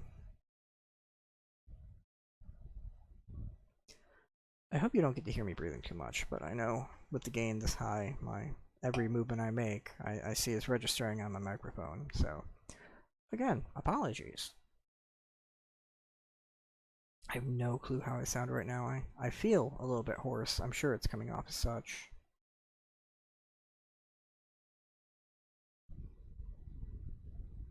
So we got a bit of a removal suite here, but here we value getting our lands going. It's a shame we had to play the Kessis before the Golos, and that we couldn't have just gotten the discount before we could, even had to play Kessis, but, Effect and then cost? That's a little unreasonable. Here's the Wildborn Preserver. Is where, if they have a creature spell, they can make that bigger, and that could be a problem. Fortunately for me, they don't know what creature spells are, and they decide that 2 guys with butts bigger than 3 is a little too much for me to deal with. So, very, very fair enough. So I made you tune in partway through a game, and then I had a really quick second game. So that was 2-0 versus Mono Green Stompy. Considering the sheer amount of removal I've got in the decks, I am not surprised that I did not have any trouble whatsoever with that. Did I close down my control panel? Of course I did. I wanted to bring up my next match. This interface that you can't see right now because I'm looking at a screen that's not the one that I'm showing. Yes. Jeskai Control is my next matchup. So this should be Jeskai Control. Pop. That's not it. That is really quick. Oh, is this the one that I accidentally skipped? No, it couldn't be. Could it? Pause. Is it? You know what? Let's find out if it is.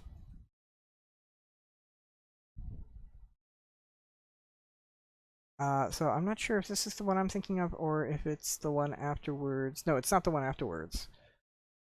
But it could be the one that was after the one that was afterwards. Ooh, I'm actually running a little low on recordings here. I've only got 2 and 3 matches plus the important one. Okay, anyway. I'm sure we'll find out soon enough. We might have our rounds out of order. So, anyway. Let's see. Yep, I'm seeing Sultai, which means this is not Jeskai control. This is 4-color combo. So we're skipping our rounds a little bit around. So this was coming off the back of my feature match.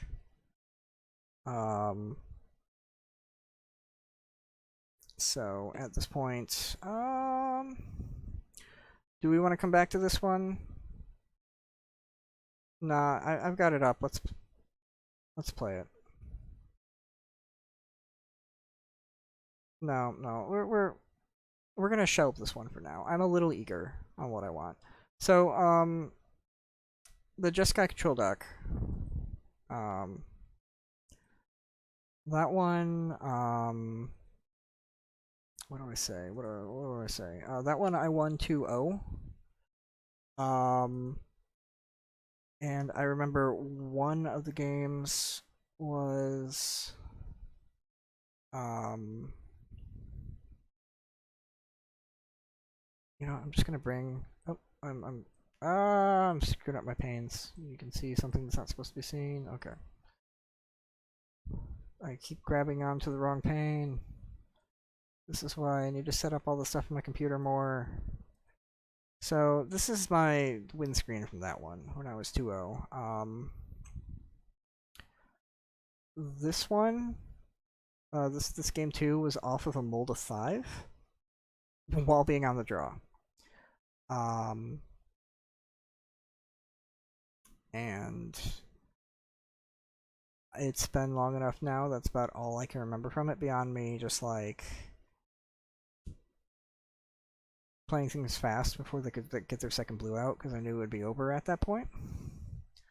And then just wheeling at their life total with my little smaller things, I think. There might have been an adult gold dragon in there somewhere, though. Don't quote me on that. But I do remember, look at that Memorial of Folly in the graveyard. I do remember getting back, I think it was Kovari, yeah. I do wish I had more on this game, because control can be an issue sometimes, but I mean, I wanted to see whether or not I had ramped or not. Okay. So let's not do this one yet. Let's do the feature match. So we're over halfway through at this point. Can I just switch to browser mode? Or my browser screen? Let's see. If I put this over. Again, I'm still learning all the software. So this one likes to block it out, but if I do monitor capture, people don't want to bootleg the streams, I guess, or something. I'm purely using it right now for I mean, I've only seen half of my feature match. I haven't seen the other half. But also, I want to talk my way through it, and I may have some responses to commentary from the people there. So let's see. I should have, this one will have sound. Let's full screen it. Nobody needs to see all the webcomics that I mostly don't watch anymore. Can you see the mode? Sweet. Okay. So I do have sound on. I should be balanced enough to be relative to my voice. A little bit lower, hopefully. Look, I'm a one-man circus. I didn't actually put effort into it. No, and the win there. Let's see if we can find it. Robber with Golgari aggro. That's not the one I wanted. Creature versus 4-color. Here we go. Here we go. Actually, it was Questing Beast both games. It's the 4/4 haste evasion. It does everything. I haven't actually watched that game, so I don't know what they're talking about with the Questing Beast. I must have actually. I just was probably distracted. That's right. That's right. Vigilant kills planeswalkers. I don't know. There's no stopping the Questing Beast. So our second match in this round is going to be between Draconesis and their Sultai ramp and Gure with 4-color legends. Let's take a look. She tried. She tried my name. I appreciate that. This is an interesting looking matchup, especially if you're just basing it off the names, but something that might help out people. Oops. I wanted people who don't know what Salte, some brand of cereal, Hold on. So this was a good keep. A shame it wasn't my hand. But holy cow, does it look like similar? Or does it look similar to something I could have had? So anyway, here we've got 3 colors, no green. When we have a green thing in here, we've got a late game payoff, which is probably not going to be something we would want to keep this early. But we have Golos as well, so if we can hit our green on turn 3, that would get us what we need. That if we have a, that our 4th land, probably the Guildmage's Swarm, gets us to Golos, and we get to be pretty good on our mana. As we're going to see, that's not going to be the case. However, our consolation prize for not hitting green is we have Maze Mind Tome, which can get us is going some. This is Sultai control, so it's going to be looking to rat the board, play counter spells, play a lot of removal, and finish it with either a planeswalker, threat, or large creature, versus 4-color midrange. So just a lot of I say 4-color midrange, and I'm looking at Golos, Beanstalker Giant, and the Lorehold Dragon. Is legendary. This is a deck that is playing the sweet legendary threats. Hey, you're in a singleton format, you may as well. It's not like the legendary rule is going to affect you. Ooh, but yeah. So this is the card, and to the north, them having it, that I would argue lets them run away with the game. It gets them the setup they need. I didn't see their hand at the time, because of course, open deck lists, not open hands. So I believe they find a blue source with this, and that just utterly starts the pain train. Yeah, it turns out ramp does do ramping. Yep, and into blue the and north black. is pretty much rampant growth here, just grabbing a... And putting them ahead of land when I've already have a slower mana base does not help me out at all. 2-color Snowland and throwing it onto the battlefield. That's gotta feel great on turn 2. That's actually some fantastic secret tech there, because we were talking earlier about the lack of fetch lands, especially with the ability to find duels. You don't have your Flooded Strand to find your interplay tapped Rav duel. And Into the North there is great, and I'm not sure if that list is also playing Faithless Haven, but a way to find a creature or a threat as well is great. Turns out that snow is good. So here we have a moment where I could use Vanishing Verse to get rid of Narset. My thought process here, and it's going to be some of it's going to be commented on. So I can finally see girlfriend cheering me on in the chat. I love it. That's the whole reason why I have the chat open here. I haven't actually seen it yet, so excellent. Here for both of the decks based on their names alone. I love it.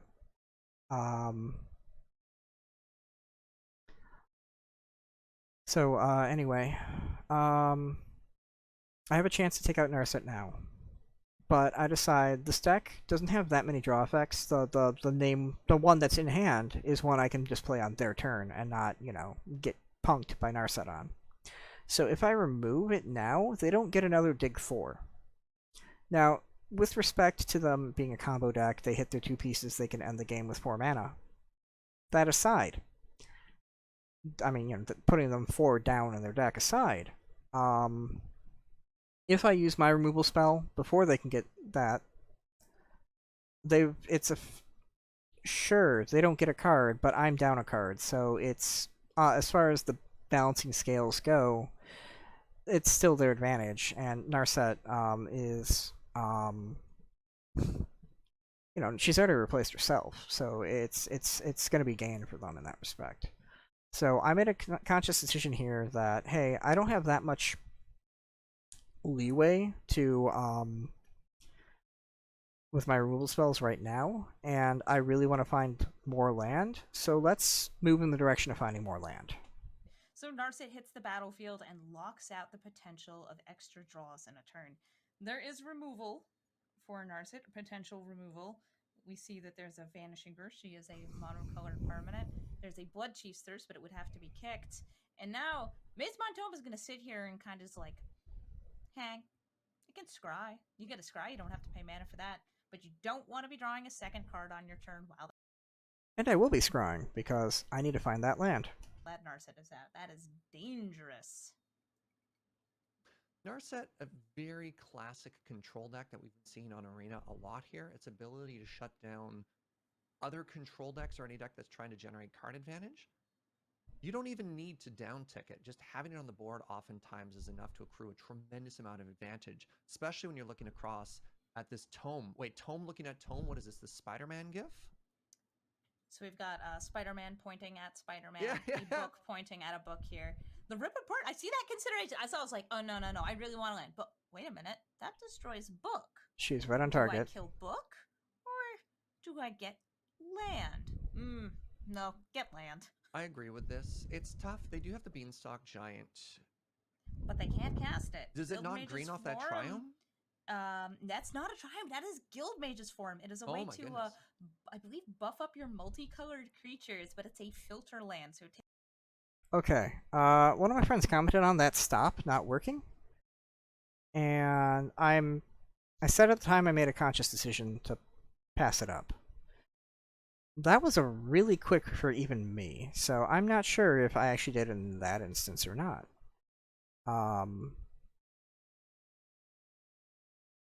With the reasoning being that I can't use the tome this turn, but I can use it at the end of their turn, and then I'm not going to be able to vanish and burst at the same time. So did I want to keep that open? It's a good question. Takes 2 mana to make 1 mana. Yeah, definitely need to find that land now, especially with your opponents being able to scry, being able to dig for cards, falling further ahead. And if you're the creature deck, the last thing you want to see is not having a board against the control deck. There's Oblint making the comment, I think this game is over already. Yes, it very much is.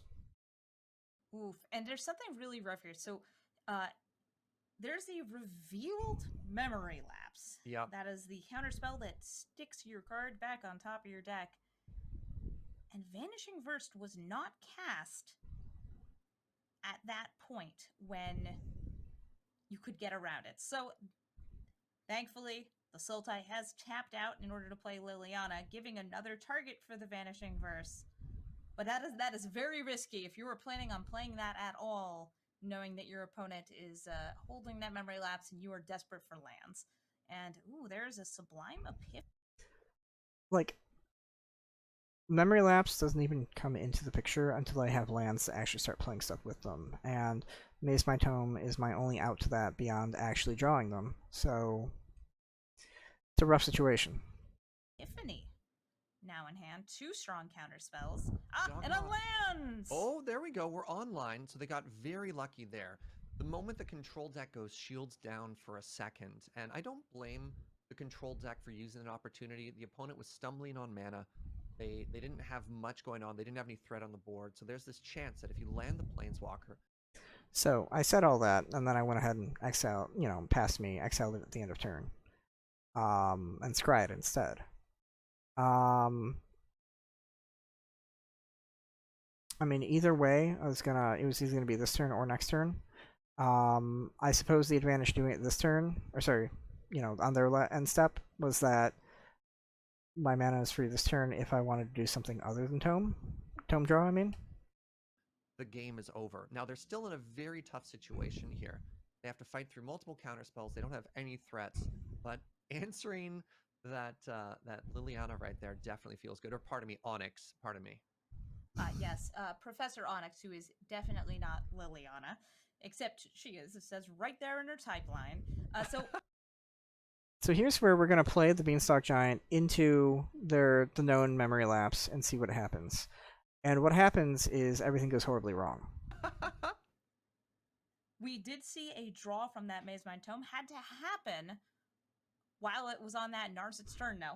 Sultai, Yawgmoth over here was just waiting, biding their time, have a beautiful slew of counter spells here, and what is the one that gets used when you have the memory lapse? Right?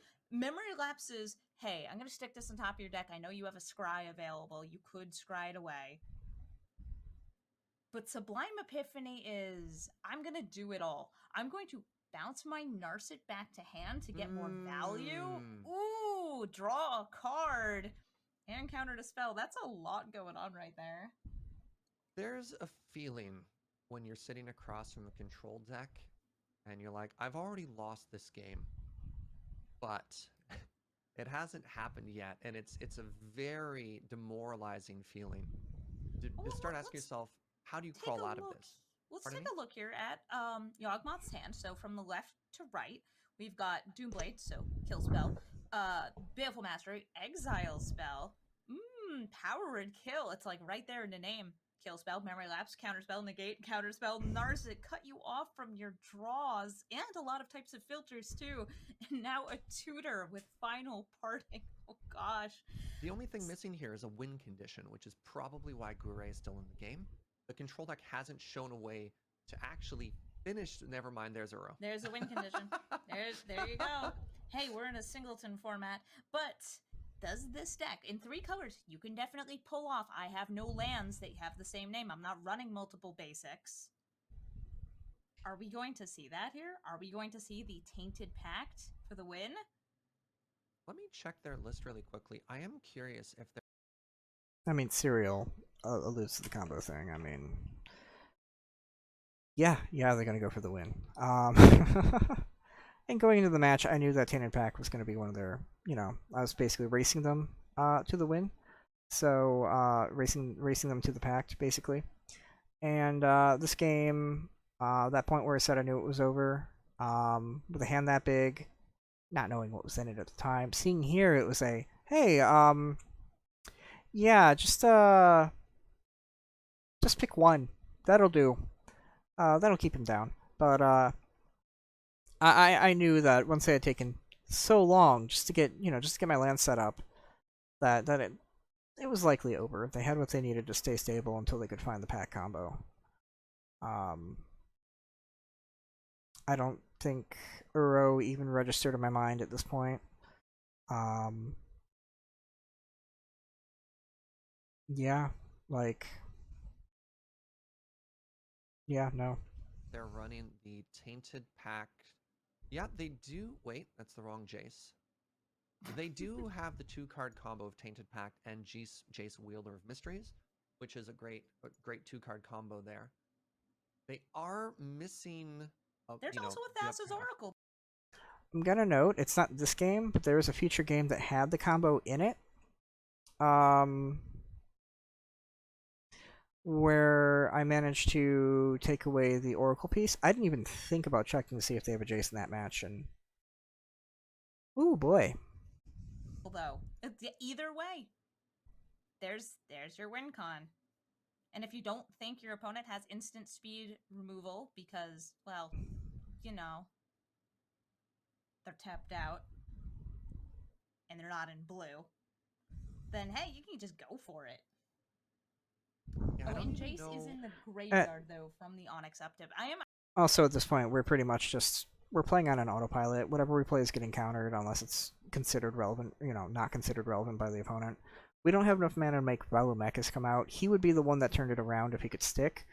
Given that hand, there was no way in hell he is sticking. So I'm probably going to be a little bit silent for the rest of this game. I am checking, though, to see the lands. Yes, it won't be long. Deck is built with the combo in. There's only 1 island, 1 forest, 1 swamp, and repeating for the snow-covered variants of those. I love that little trick. A forest and snow-covered forest count as 2 different named lands for the purpose of singleton. They're the same land. They're the same land, but like one's wearing a hat. So Sultai went shields down again, giving the opportunity to resolve a Golos here. Never mind. I mean, it resolved. It got the important part of Golos. Let's face it, it's the game I've had. I'm not going to get the land I need to make, to actually activate the Golos. There would have been some merit to grabbing the Hydra instead, so that I could, smack Narset or something like that. But, I mean, once I played the Hydra, Chandra was going into 1 anyway. Sorry, not Chandra, Narset. Narset was going to 1 anyway, so she's already kind of done her thing. And again, this is a deck where my draw spells are so few and far between that it just Doesn't matter to have her out, especially after she's been bounced and blah blah blah blah blah. Well, Golos is dead. Yeah. They did get to get R.I.P. the world Golos. tree, so maybe some of their woes, their mana woes, are resolved now.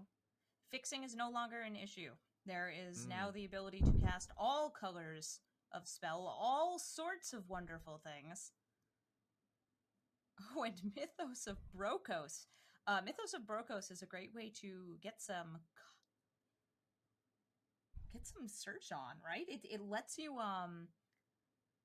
grab a card, put it in your graveyard, and then return two. Yes, this is the one I almost never see cast. I'm like struggling to remember. It is a tutor. It's a kind of awkward tutor. But Trying there to we bring it go. up right Now now. the Thassa's Oracle There is it in is. hand, and they're actually going Yeah. for the in response variant of this because unless your APM is near infinite. We get the quick concession here. So for people who Oh, don't okay. understand how this combo works, Thassa's or oh wait, did we get to see the card they named, which is kind of unfortunate? Or was it too fast? Regardless, the way the combo works is you play Thassa's Oracle into play. It's got a triggered ability on the stack, and it's looking to see if you have a certain number of cards in play. Tainted Pact, you name a card that you don't have in your deck, and it's going to exile every single deck. Then you find nothing, you have 0 cards in your deck. Thassa's Oracle trigger will resolve, find no cards, and then you win. So, with this hand, we have no red, which is meh. We've got a late game Primevals, which don't do anything for us. And more importantly, we don't have any discard either. But after Better yet, this being one you don't even have to name. You actually just look being sour on being sour after that last game with my mana issues. at each card Yeah. one at a time. And then You're just like, say is this the one no, I want? right. No. Is this the one I want? No. Is this the one I want? I was But thinking Demonic Consultation, my mistake. it gets even weirder though. So the way that it was sequenced there was not the way Sometimes you just gotta trust in your draws. that you would need to sequence it in paper if this were a paper format. And Okay. it's a digital format. In Arena, you do not have enough time to look at the card and press decline for say 80 cards. Let's say there were 80 Will you cards roll? left in the library. You will run out of time. So what you have to do is you have to set it up so it will auto pass through the rest of the activated triggers with the Thassa's Oracle ability on the stack, because otherwise it would pass straight through the end of your turn and you would lose. Wow, fascinating. Well, either way, we had the concession from the opponent, which is just honestly a nice sign of sportsmanship to be like, look, they have it. I'm not going to make them click through it. We both understand what's happening right now, and that's great. Thank you, Surge. But I paused mostly to indicate that in Death of Triumph, purposely being held back because I don't trust my deck not to flood me, considering how my luck has been in this match. You know, everyone's watching. That's how it goes sometimes. So I'm assuming I'm going to be using that later on as a draw spell. So both players with lands and spells this time, maybe a little bit more land heavy than they might like, but it looks like they will have a turn 3 threat this time. Let's see what happens in a more interactive. Much to my frustration, Into the North a second time. Now, I was on the play this time, so when I see that Into the North, that feels like they've just taken the play away from me. Active game. Turn 3 Kethis versus turn 2 Ramp. Again Into the North showing up. And I see that, according to Twitch chat, they have started adding more time to the timer when you go through the activations for Tainted Pact. You can still run out of time. They do not give you the full amount of time. If you do not have a high APM, you can still run out.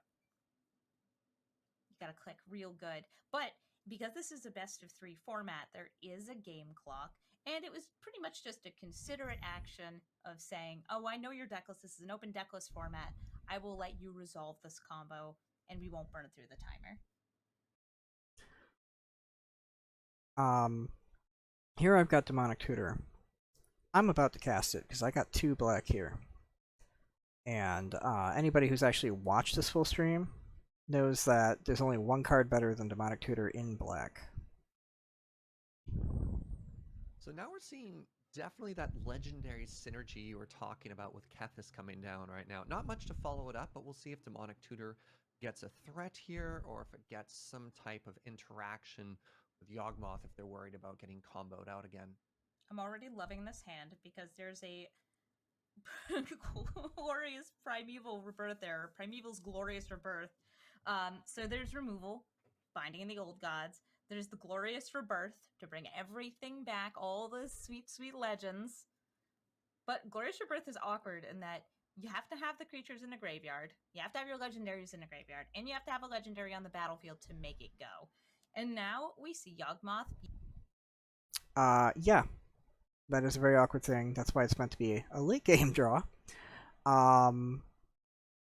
And it is also the reason why the other legendary spells are not in the deck. The white mana exile all non-legendaries, and the black mana kill a dude or planeswalker and then reanimate a dude from your graveyard or planeswalker. I think that one was really late in the cutting block because I do like it. I wouldn't mind getting it in if I can get if I can justify getting a couple more legendaries in the earlier slots in the deck.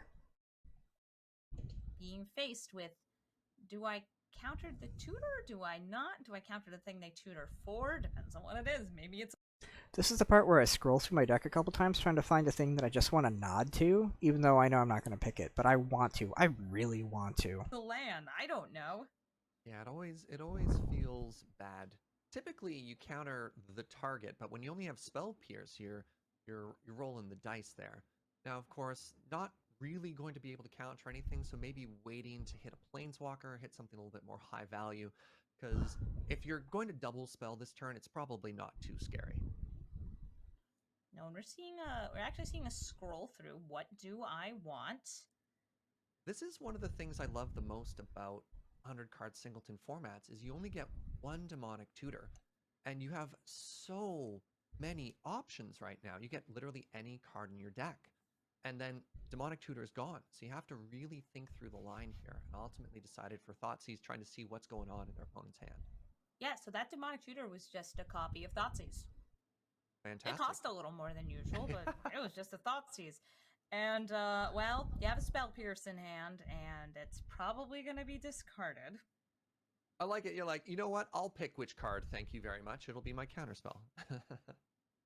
To be fair, I didn't have much to pick from in that scenario, but I totally would have rathered the finale.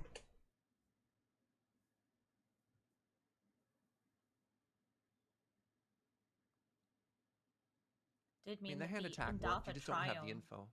Yeah, it meant the Indatha Triumph couldn't be cycled, but it did mean that Yawgmoth's hand was kept secret. And having your hand kept hidden from your opponent is really big here. I feel like if they knew, oh, you have a kind of bad tutor early game, because Finale of Devastation, that's for the end game, and land, that's not going to do that much. There's this constant fear when you're playing against a control deck that they always have it.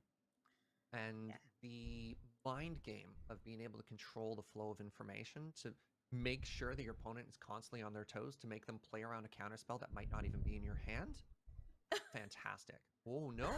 Ooh, nice. It wasn't a big hit, but it's still great to see your thoughts distorted. And I want to point out that the Binding of the Old Gods was played onto an empty battlefield. It did not function as removal. It was fixing. It was getting a red mana source for this adult gold dragon to just, get some swinging in. Now Kethis is the only card in the graveyard. All non-creatures have been exiled from hand and from grave. I mean, Thought Distortion is a 1-for-1's perhaps a little bit expensive, but when you're hitting a mass resurrection spell like that, still feels pretty good. Mm-hmm. There's the Balaged Recovery, which functions as a recovery from the graveyard or as a land. In this case, I believe my intention was it's Binding of the Old Gods 2.0. In hand, but Adult Gold Dragon. I want to see it happen. Is it going to get to swing in? Maybe it will be the surprise threat that kills a not Professor Onyx, Liliana. I want to call her by her real name. I mean, in the story, by the way, she just like straight up revokes it. She's like, "No, I'm actually just Liliana. What's up, kids? I'm your teacher. I'm a jerk. I am horrible at being incognito." well, class is in session, and starting with looking at 3 cards here. So once again, we've seen a similar play pattern: tapping out to get the Liliana on play, getting the land, but shields are down. Shields are down, and dragons are swinging.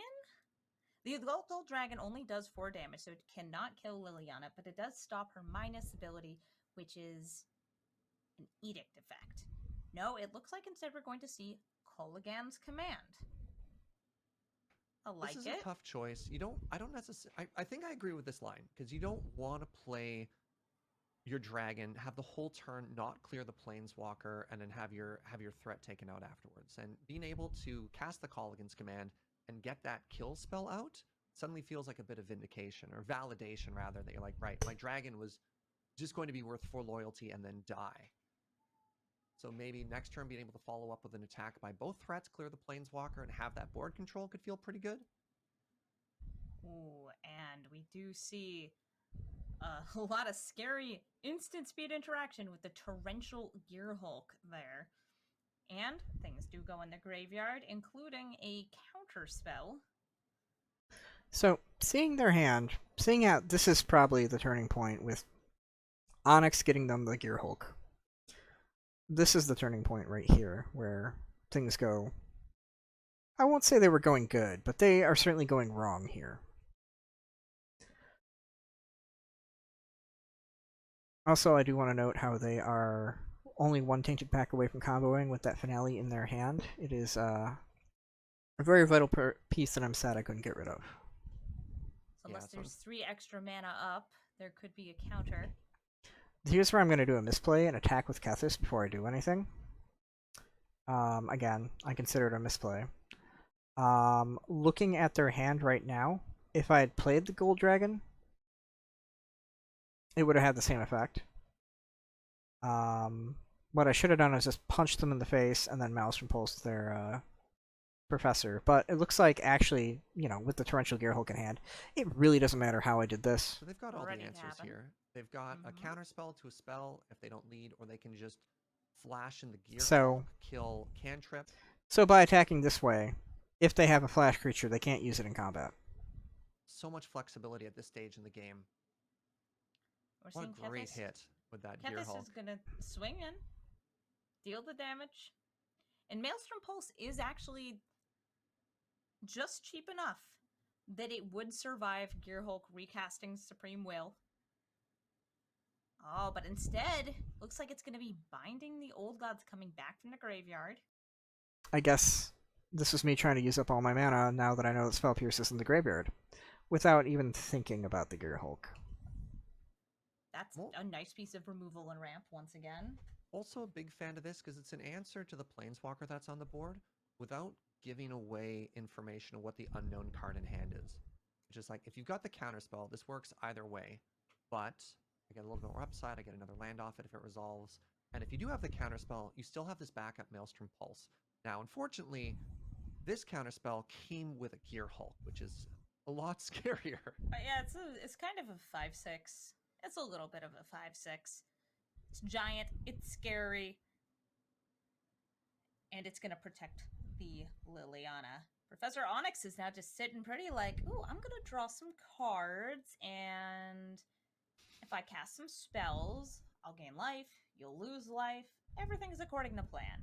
Oh, and we're actually seeing Finale for X equals 4 here, so this is going to tutor for a creature from either the graveyard or the deck, and it's going to be Kethis. So this is the point where they decide that with the Gearhulk out uncontested, with Lily, they have enough of a board that instead of trying to go for their combo and waiting around for that, they can just punch me, and punch me, and punch me. This is a very sad situation to find themselves in. Professor Onyx is now at 5 loyalty. Kefnet has 5 toughness, and your 4 power dragon is just looking around, sort of like that John Travolta gif, just looking left and where right, he hands walks in in the air, and like, like, what what's do going I answer on? here? Like, this is just unfair, right? Yeah, and here is Kefnet being targeted with the Maelstrom Pulse. And of course, if Kefnet did die, it would just be put right back into the deck. But there's a negate in hand. Really tough situation to be in right now. You're the Yeah, creature deck, and this, Kefnet is a 4-mana flying 4/5. yep, This with is other words. bigger. Yeah, it With doesn't even more include the. words, so many words. It's And then just there's a So at this point, my logic is, okay, fine. I can't deal with the creatures on board. I don't block them well. Let's get Onyx down to a low power, or sorry, a low loyalty if we can. And they've only got one card in hand. Clearly, the only way out of this is to draw the Abzan ultimatum. short story after that too, right? some stuff happens at the start of your turn, blah blah blah. You can reveal casualties of war and cast it.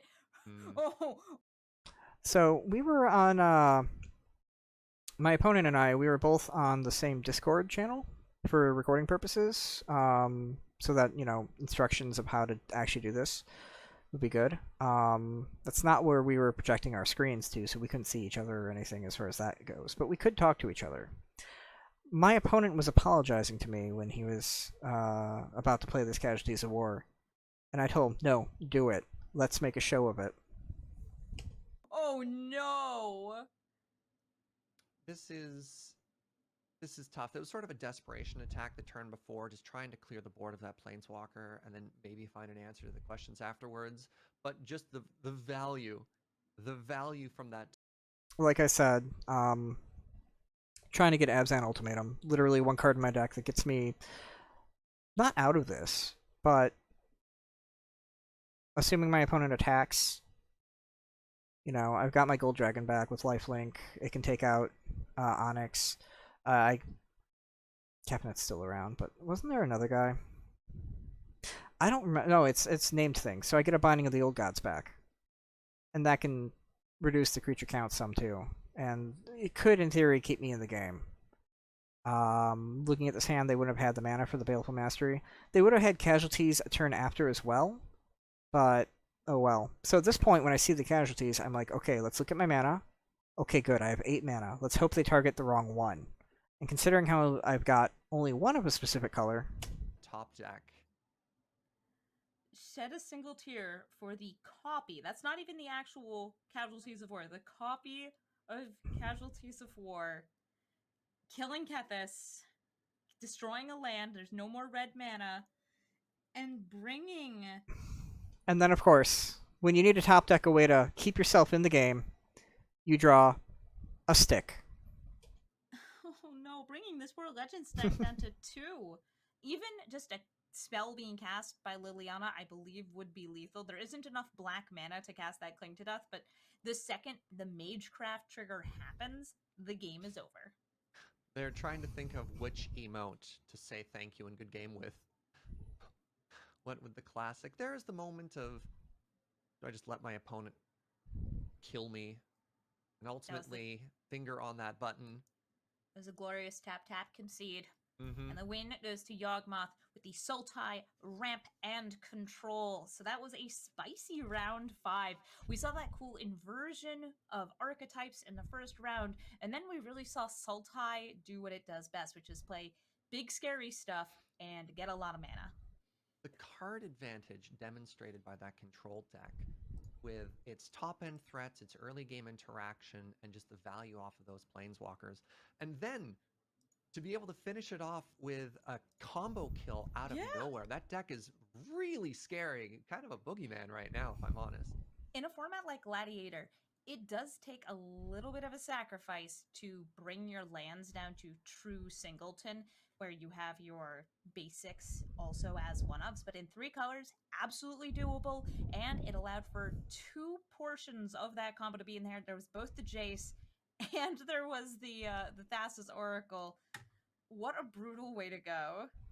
We'll have to see if any of the aggro decks can just consistently be fast enough. Well, I'm glad. I definitely have the support I need in chat. Between that and Surge's very calm, elegant way of describing my descent into Sultai Desolation, I can definitely end this match with a smile. To threaten that deck, to put it on the back foot to see what happens, and to make sure they also don't just oops into their combo in the middle of all of that as well. Now, there is the hope when you're seeing a deck like that to see that sweet interaction line with Thassa's Oracle ability on the stack, and the removal spell takes it out, and, everybody starts clapping when the combo deck gets got.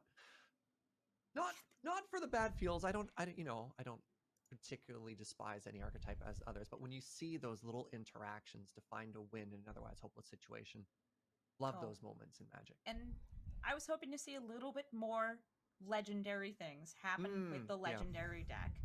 Yeah, never For a legendary deck, it didn't really draw much legendary now, did it?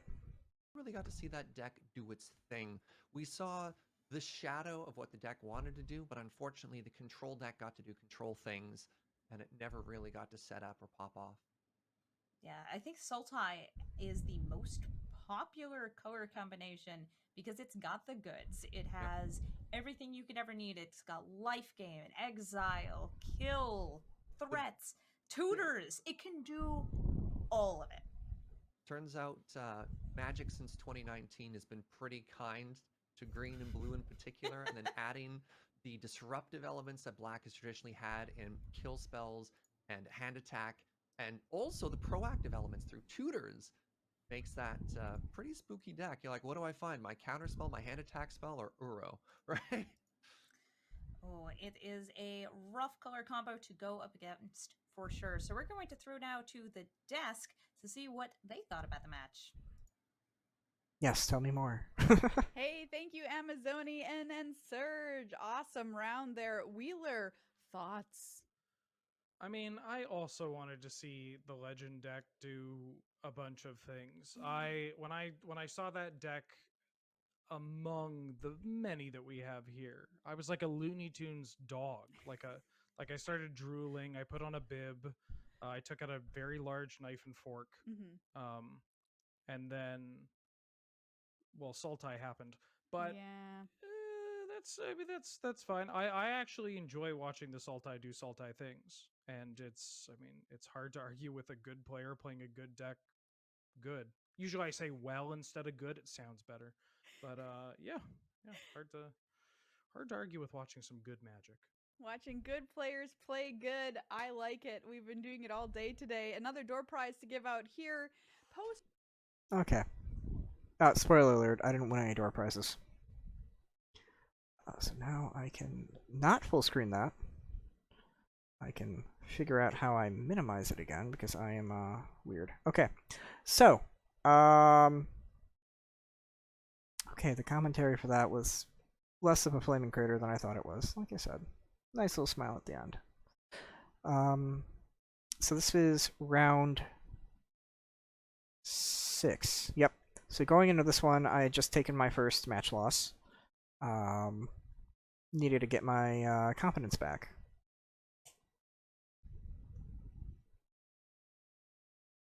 And look at that. We're going to have ourselves another 3-hour video. I haven't done too many of those, and I'm putting much less work into this one, I think. No, I'm putting more into it than the last one I did. This was ages ago. I should record more content. Maybe. Hand analysis. Shoot, I threw away... whatever. At this point, you can probably tell that I'm very color-minded. Finale of Eternity? That's a late-game card. It can go back in the deck.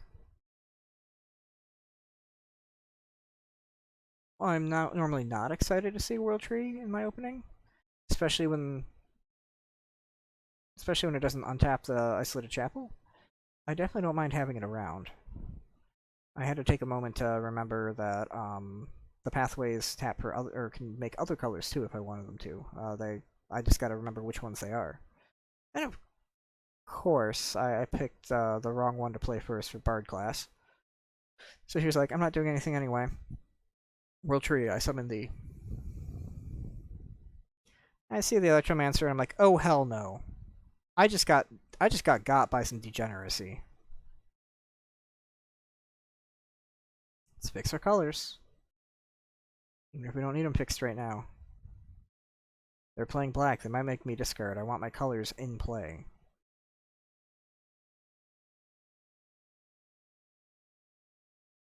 It's also after this match, I think, that I realized I didn't change my pet for the feature match to better represent what I normally pick, which is either the Lightning Bolt Hound or the Mechanical Owl.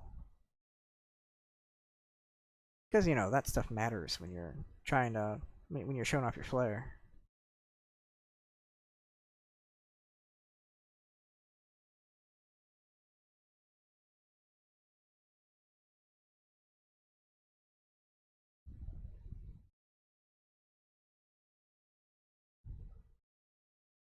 And I guess if we want to talk about flair, the very, very subtle hidden message in my deck, I mean, it's open deck list, so I don't have to, like, worry about that type of stuff, is I've got a white avatar, and then that junk goal, or sorry, that, fruitcake golem of my sleeves, although it's Grull, the card itself, it is very much a Jund creature, so you can put those colors together and, you know, and go, that's way too much thought, but there's not much going on right now, so sure, why not?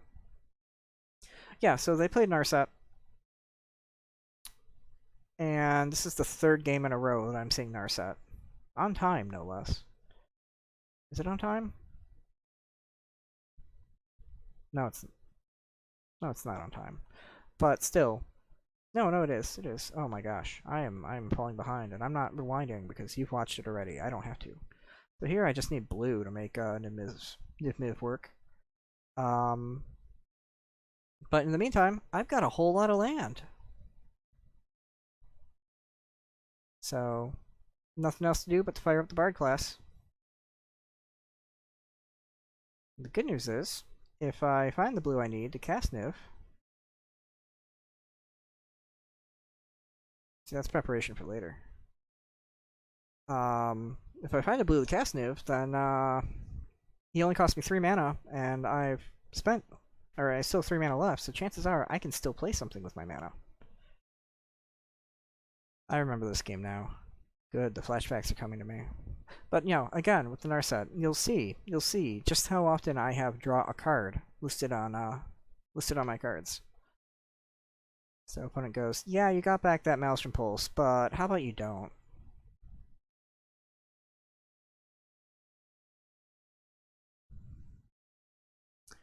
Am I not capturing my full screen? Oh, I see why. Weird. Okay. Got a little black in there. I think that's okay, I think. Having a little cut off.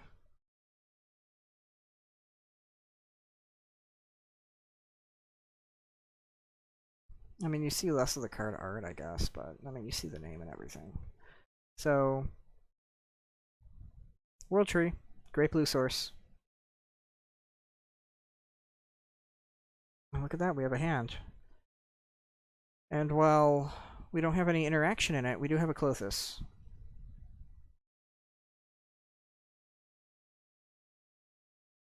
I thought about Sisay for a moment. I'm like, I kind of really want to get Clothis going, and then that lets me into the north from more land.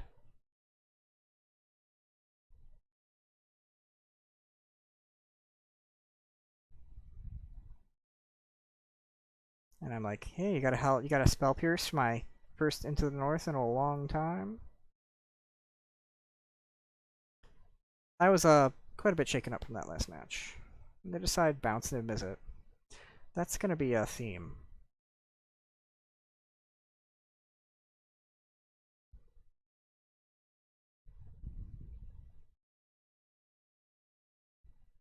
I'm really not sure why a 1-mana stern, but okay.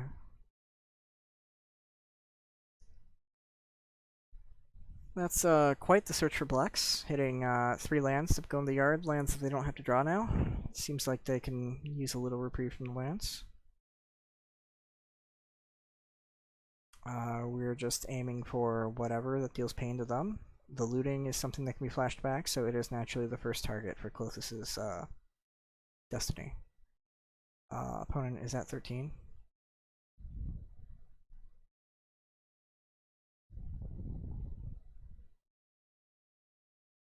Oh, maybe it wasn't. No, was it this game that New Music got bounced a lot? It might have been the Is It one. Shoot, I really wish I got that recording. Now look at that. Perfect way to kill Narset. Like I said, she was really stopping Niv Mizzet's ability to put cards into my hand, so, you know, she just had to die. Let's be honest, the... Go away, rude boy. I know you're playing Mech Warrior, you always play Mech Warrior. But anyway, I know she was being such a hindrance, but, you know, when you give me a free eliminate and no other targets, then I guess, okay, fine. I guess I'll kill her. She'd already done her damage. So, Mech dies, and permanently dead. Not so good for my Graveyard Recursion.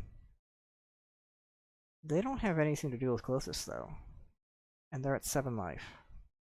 And they know I have an adult Gold Dragon in hand. So naturally they're going to do nothing relevant with that last 2 mana they have in their hand. I mean, show me the bling that they have in their Demonic Titter, I guess.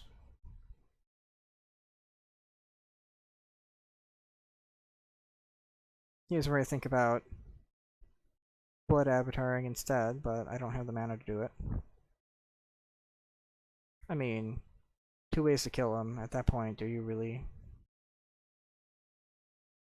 Why are you still in this opponent? No, you gotta make them go through the motions. They might screw up. You can take the tutor. Why not? They spent so much time with it. Oh, that's right. A Gold Dragon... My bad. A Gold Dragon is 4 damage, not 5 damage. So used to dragons being bigger, jeez. Yes, here was where I was hoping to get an untapped land, but instead I drew Memorial, which... Fair enough.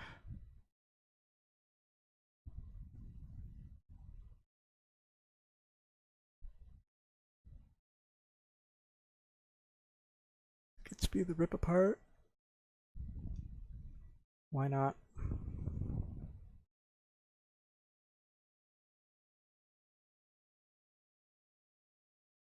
I'm gonna go in with the...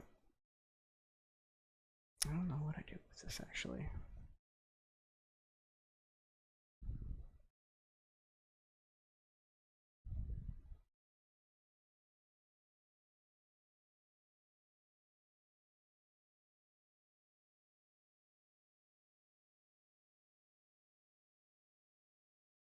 Passing the turn with that 1-up?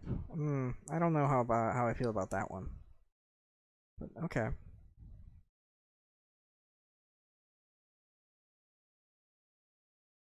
If I'd had the mana for the Adult Gold Dragon, I would have also been able to animate Clothis at this point. Yep, this is where Niv get bounce again. Warlord's Fury, sure. Of course, now they're going to take another 2 from Clothis, and Adult Gold Dragon is free to swing.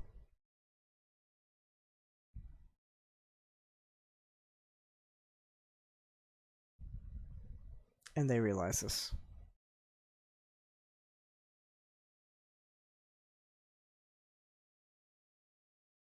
If I remember, this next one's going to be super riveting.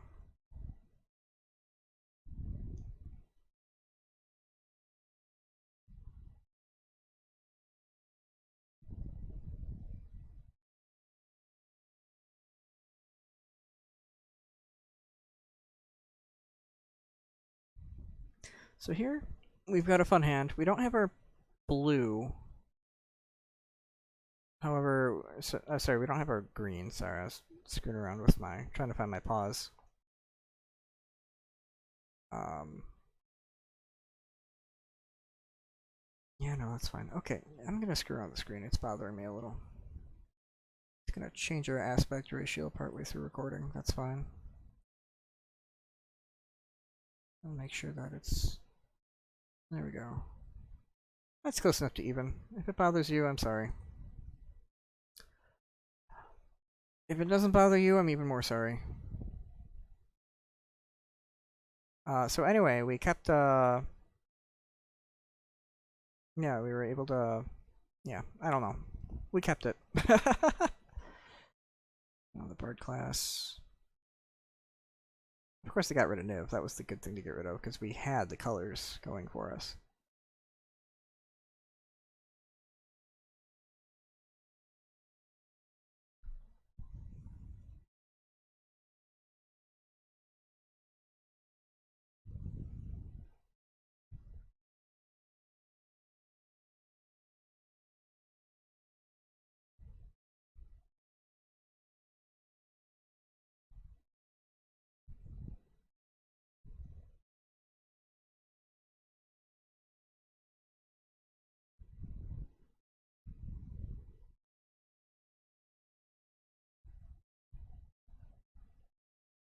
So here's where I'm trying desperately hard not to draw lands.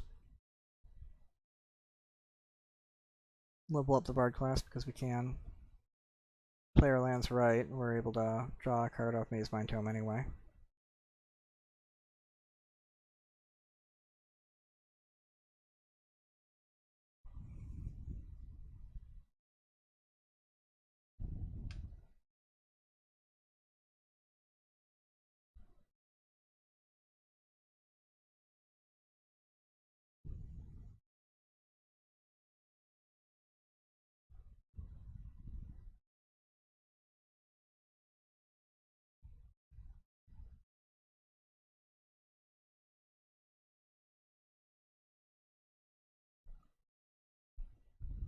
Hmm.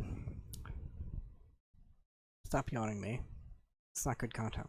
Okay. So here, if I crack this for a swamp or a mountain, I would probably do swamp in retrospect.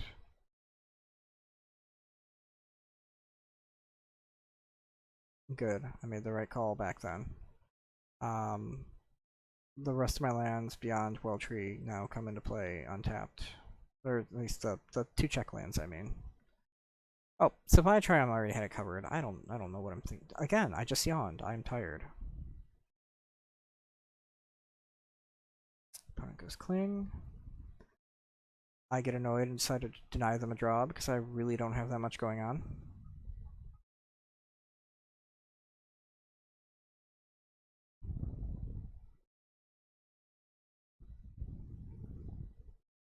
This is also where I fail to realize that if I had paid one more, I could have taken out two more of their things, which is relevant.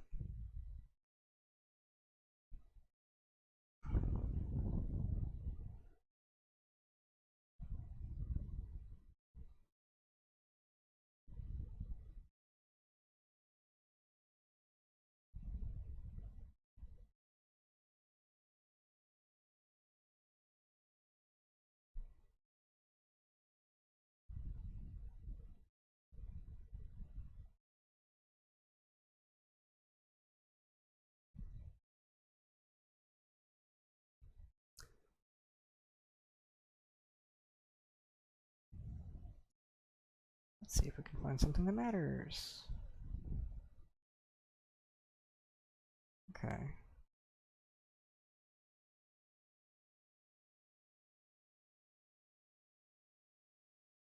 Play the Kohori.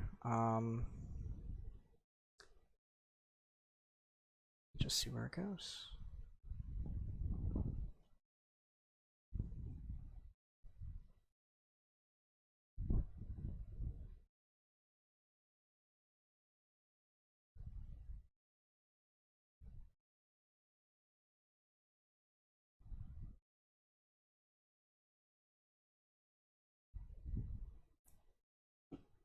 Second time today we see a 5 toughness thing get killed to 2 burn spells. Hey, when it works, it works. The other day I had a Dream Trawler in Standard that got triple frostbited.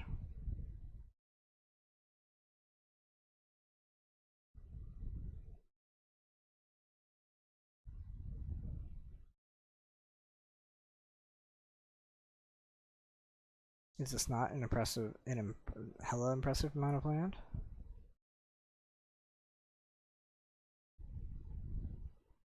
should have played the Shadow Sphere second in case I drew a land off the exile. Sorry, the land after this effect.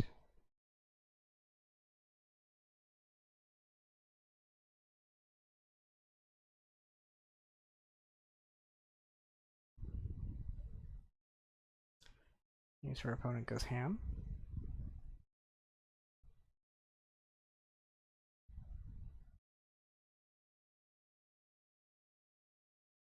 While I sit in my sit with my hand full of land ham.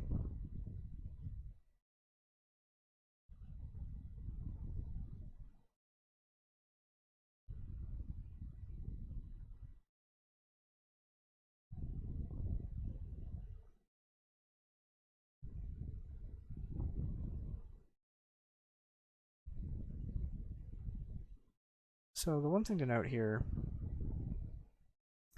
is that opponent is putting a lot of effort into setting up their hand.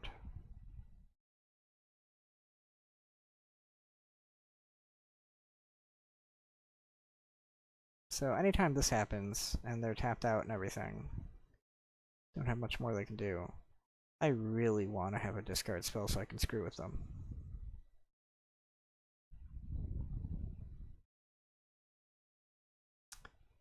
That's technically a discard spell. It's not the one I intend on, though. But sometimes beggars can't be choosers.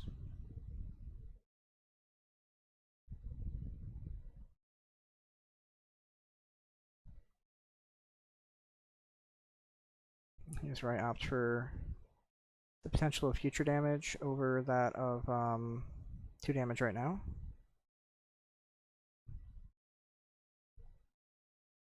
They discard negate. They played Grim Tutor twice. Once was to get to Underworld Dreams. I'm assuming the other one was to get their combo piece. So I'm assuming that I had just missed my opportunity to kill them right here and right now. But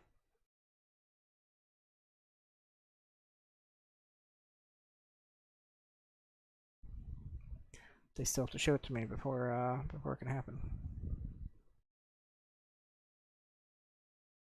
There's the Oracle. And there's the combo. As you can see, quick on the draw. Don't have to give commentators time to talk about it here. That's the second time I got comboed out tonight.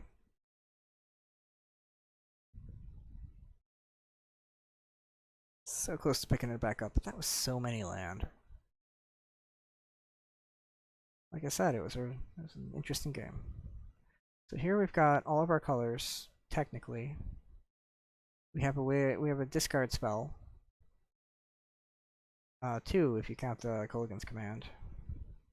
Would have to probably throw Kaya and Biolante under the bus to make that happen immediately, but I mean, once we hit World Tree 2, it's probably fine. Of note, 2 over 3 lands come into play tapped. There's a lot of tapped management in this deck.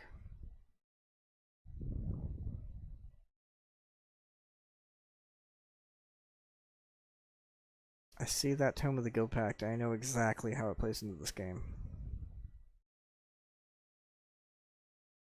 But you see, we got our white source in through the Temple Garden, so we're feeling pretty dang good about Snap killing this Pyro.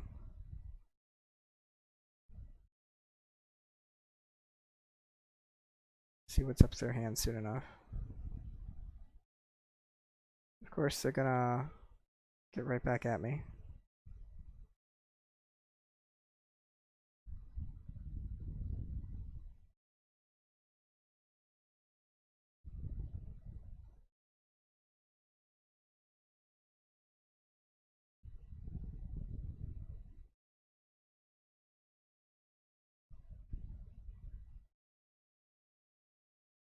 They don't want me screwing with their stuff anymore, which is fair.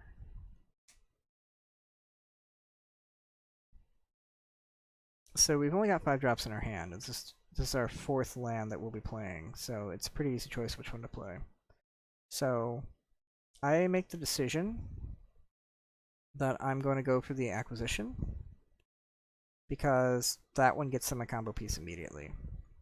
And it's going to force them to have to play that Bond of Insight next turn or lose their tutor permanently.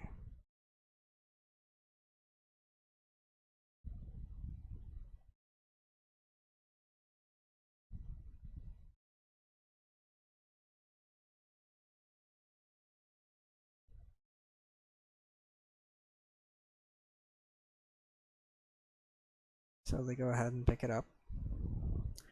Now, I'm going to note here that I definitely registered in my head that they picked up Colligan's command in addition to their Mastermind's acquisition. However, I totally forgot about its ability to destroy artifacts. So naturally, I pay 2 life in order to play Tome of the Guild Pact. Because, you know, it puts pressure on the opponent. Not really. I really do need to sit down and look at the deck to see how many cards I have that actually say draw a card on them, but that is certainly one of them. See me getting ready for the oops as soon as I realized what happened? You saw me look at the Colligan's command. You're like, yep, we're doing that. And we have to discard a card.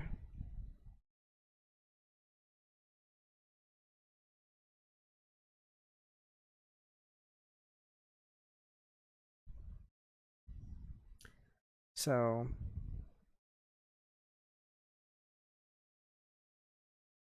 I go with Binding the Gods because it's a very reactive card, whereas in theory I could play Biolante and then have Kaya make it a Ghost form.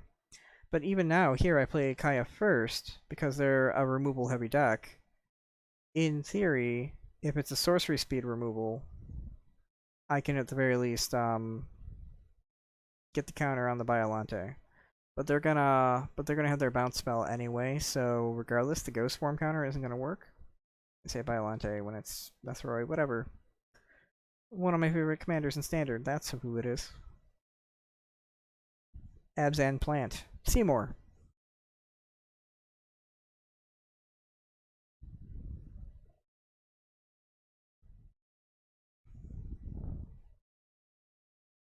We're gonna acquisition. Here's where a fun part comes up.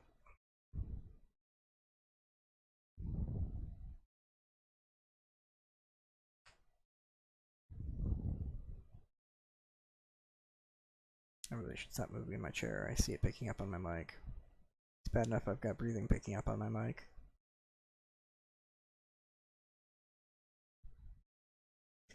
There's the fun part right there. So I'm gonna plus her, fully knowing that she's probably not gonna live to last long enough to ultimate. But at least we've taken a combo piece out of our opponent's hand. And it's permanently exiled. See, here is where I'd want to check for the Jace. And you know what? Shoot, get out of here. I have the power to check at the list. Check the deck list. 4-color combo.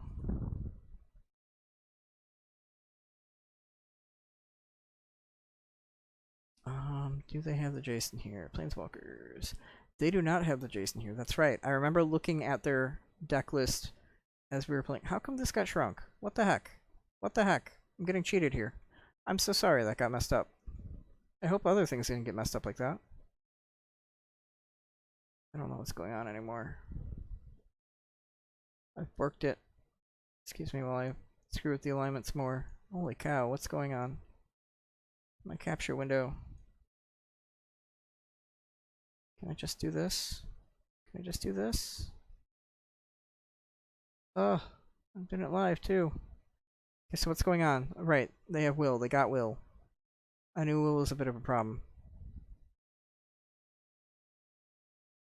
But I also know they have bounce, so we're putting them in the position to bounce.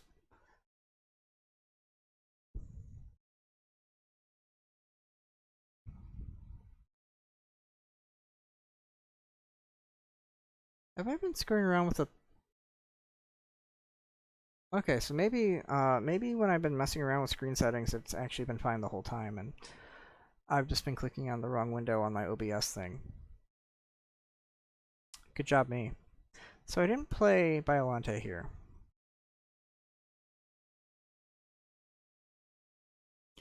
And the reason why I didn't play it was because I was looking at their Cling to Dust and going, I might want to do something with that. So here's where my opponent shows me the error of my ways.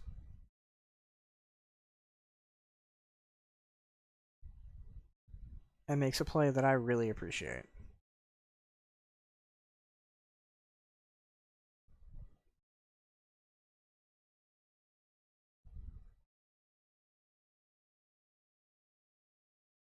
Do note their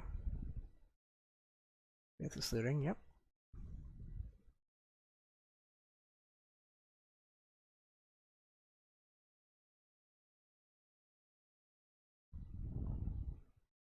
Pitch in 2 lands, always nice. And now we find out what they fetched. Oh no, they gotta up their spell count first. Now we get to find out what they fetched. Have that oh shit moment where you hope that's not enough to kill you.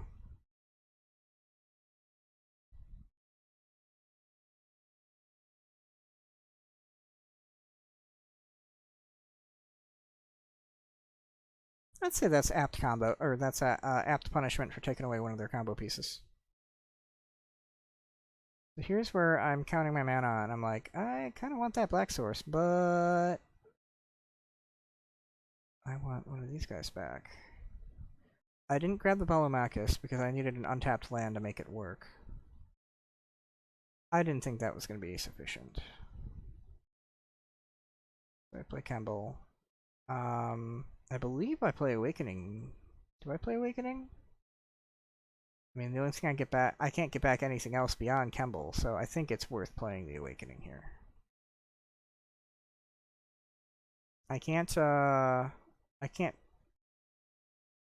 Abzan Plant Guy onto him. But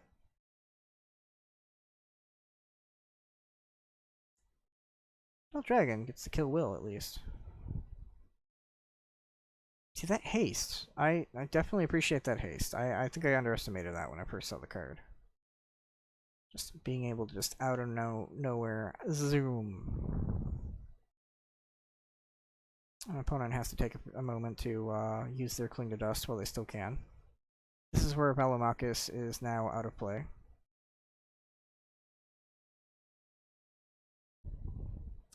And this is also where I realized that that one round that I didn't record was the one round where I got World Tree to fire off. Of course I missed it. It's all good.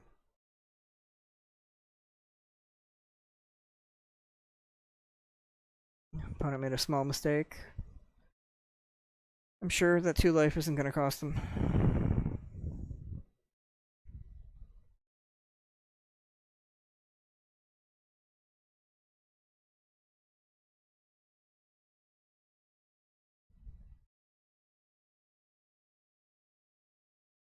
So opponent knows I have Biolante in hand, but they're opting to try drawing a card to interact with me.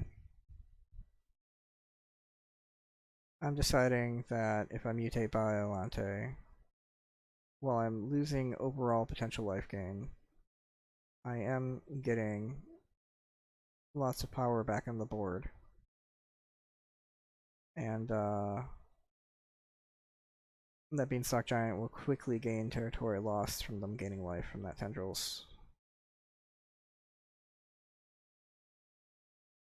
The Kemble tax has been real.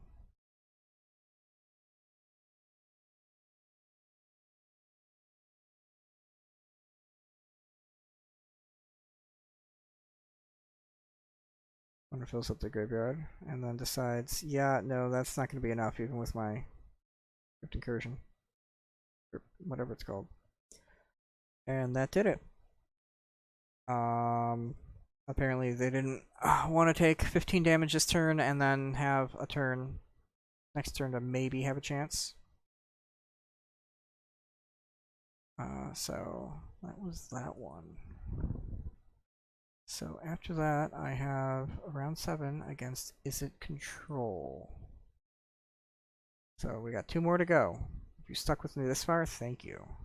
especially since I don't have anything entertaining or anything fancy. Hello, Glumly. So the guy I lost to on round 5, Yawgmoth, he is currently in the top 8. So is Glumly. So here we've got a whole lot of land, nothing too crazy, but we can get that Bard class going. Bard class plus Kovari is nothing to shake a stick at. We need black, but we don't need black. We've got the Guild Mage's Forum to kind of boost that up if we need to. Of course, our need for black is being further enhanced by the Assassin's Trophy.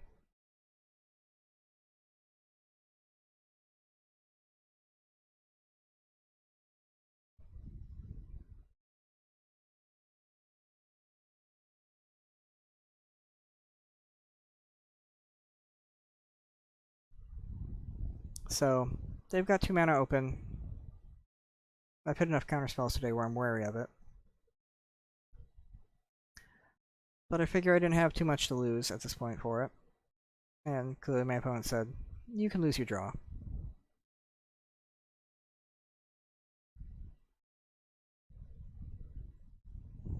So, I lost my draw.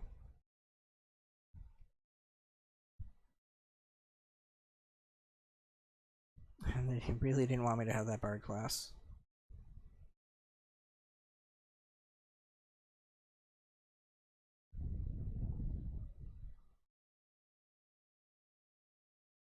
So, let's work on that black a little.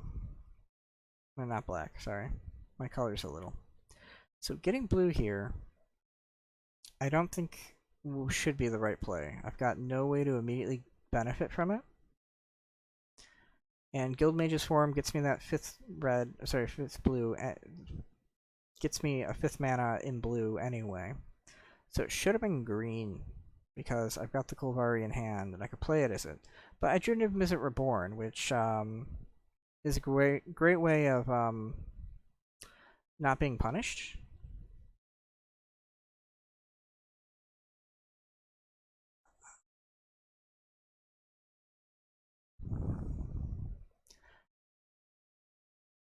And as much as I want to kill that Jace... Thank you, Auto Tapper.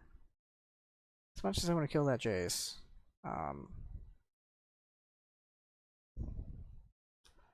I would like the card advantage that comes with Niv-Mizzet Reborn.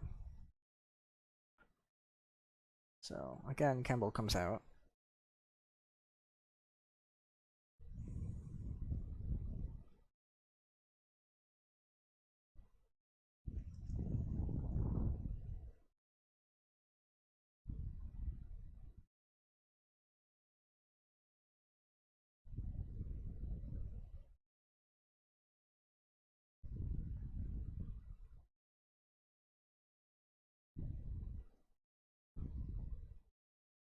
Opponent says no more Miv. Honestly, I'm a little bit more relieved they're tapped out of mana than anything else. Or mostly tapped out of mana. They've already shown me to lapse, so anything else they have can't be too horrific.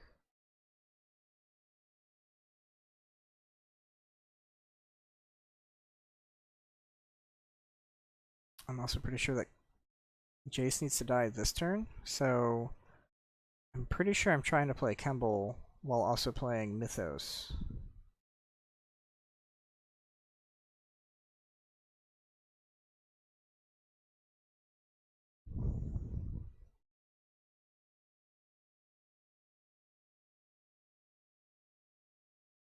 Is that the play I was trying to make now?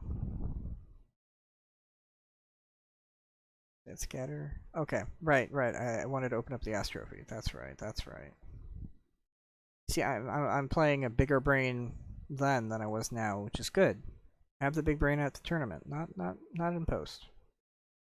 Like I said, my head's still a bit smoking from all those rounds.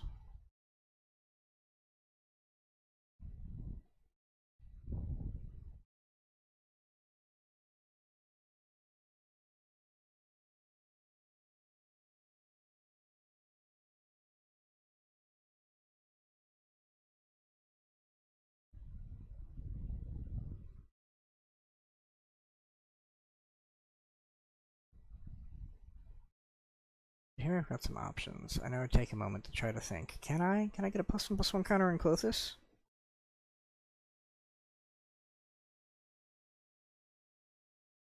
And then I'm not sure if I want to risk it.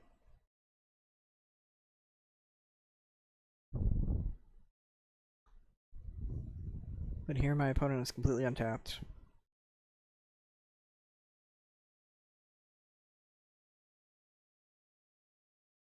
So that was my only green.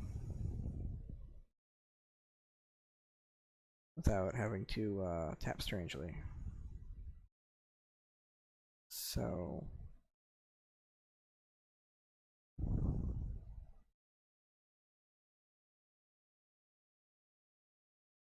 here I just decide I'm going to leave Mythos up, and they decide they want to be really bouncy.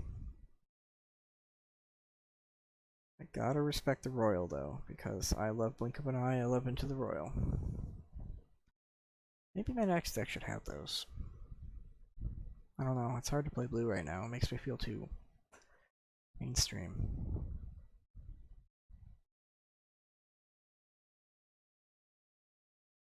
Oh, Nib's back.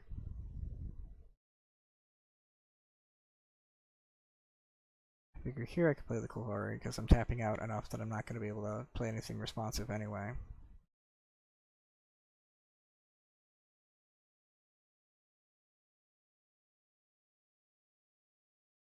It does tap my blue source, but I can make that again with the guild.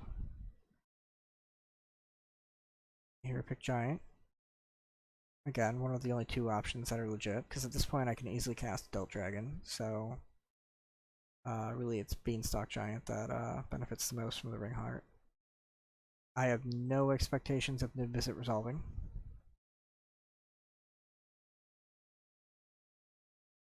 And true to that, it doesn't.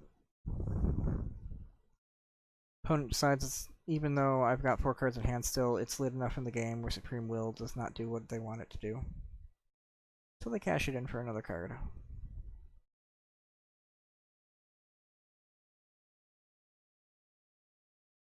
So I decide they probably got more bounce removal and jank like that. I have to think of my mana carefully though if I want to make Esco work as a side play. So if I do it this way, I'm should be able to cast her with that blue, but oh, this might have been when I was trying to consider how to make the Clothis work. The trouble with playing Clothis this way is I've only got 4 mana open, and if they have a counter spell, she ain't gonna do much.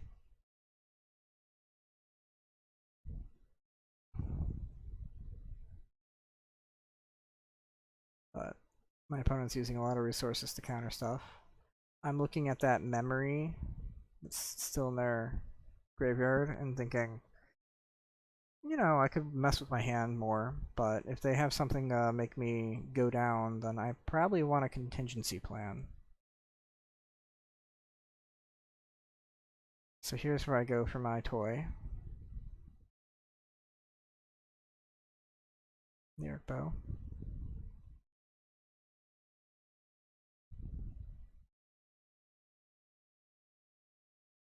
And of course,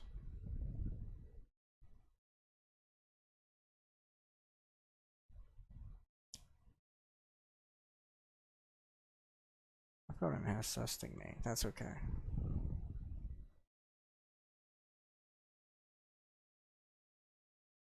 Thought I remember the Vivian's Arcbow getting abraded. It was just a little bit later than I remembered happening.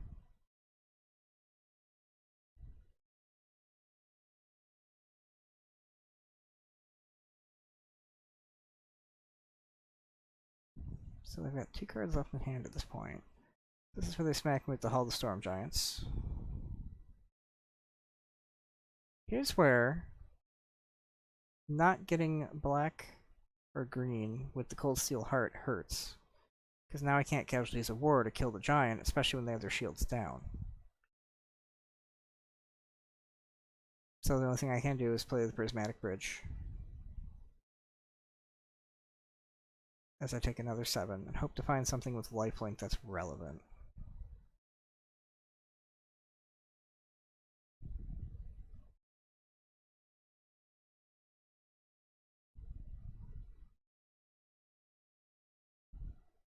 More Storm Giant beats. Literally down to the wire. Get Aurelia, get a Duress. Not going to get us out of this situation. At least we can make it so that we can hopefully clear their hand of anything that can get rid of it. They have an empty hand. They are flooding hard. But when their floods can swing,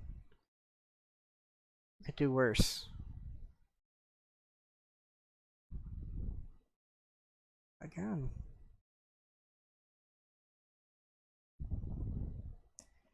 Even if I just had something to block with, I mean, or sorry, another creature to play in addition to the ones I'm getting off the Prismatic Bridge.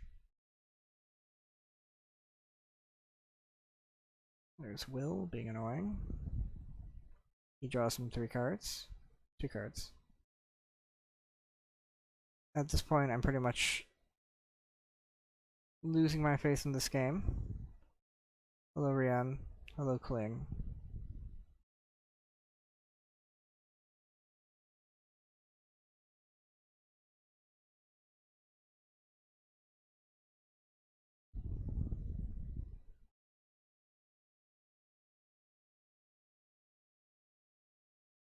So I tried to draw another. I tried to go for the Casualties of War here because that would have been super great.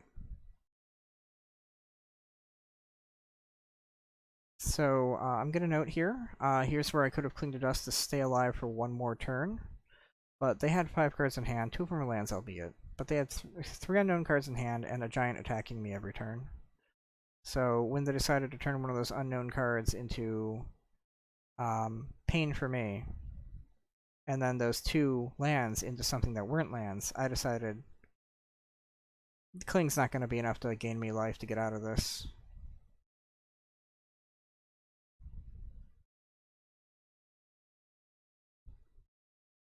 So we moved on to the next game.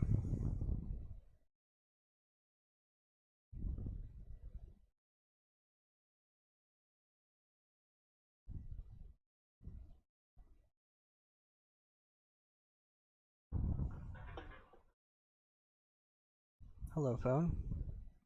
So naturally, there's a 1-lander. Get out of here. And what's better than a 1-lander? 0-lander. Throw that one back too. So here we've got all of our colors. Nothing proactive. Throw away the intervention because it needs time to rev up. Throw away the Kaya because it needs time to rev up, especially against a control deck. We are not feeling good about this one. So, figure out which tapped land we want to play first.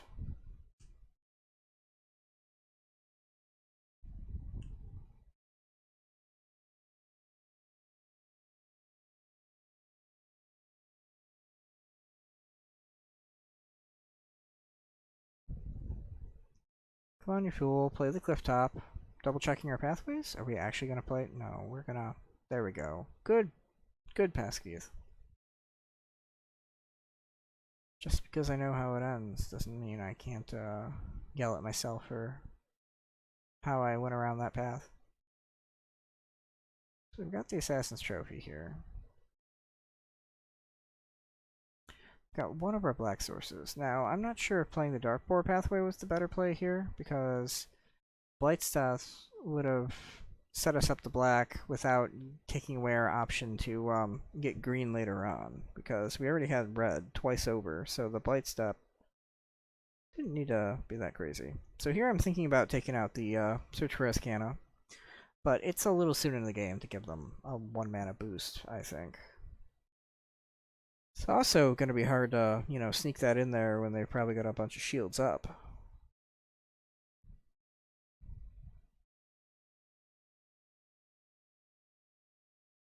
Oh, I've got all of our colors. In a comfortable manner, almost.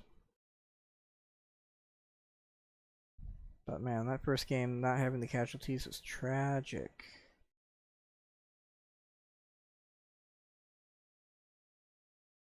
So we gotta get some removal. We just need something to play it with. And This is where you check their list to see if there are anything that can be hit by them. Not that, you know, it matters when you can't sideboard. Really need to pop that Search for Escana soon. Hi again, Narsa.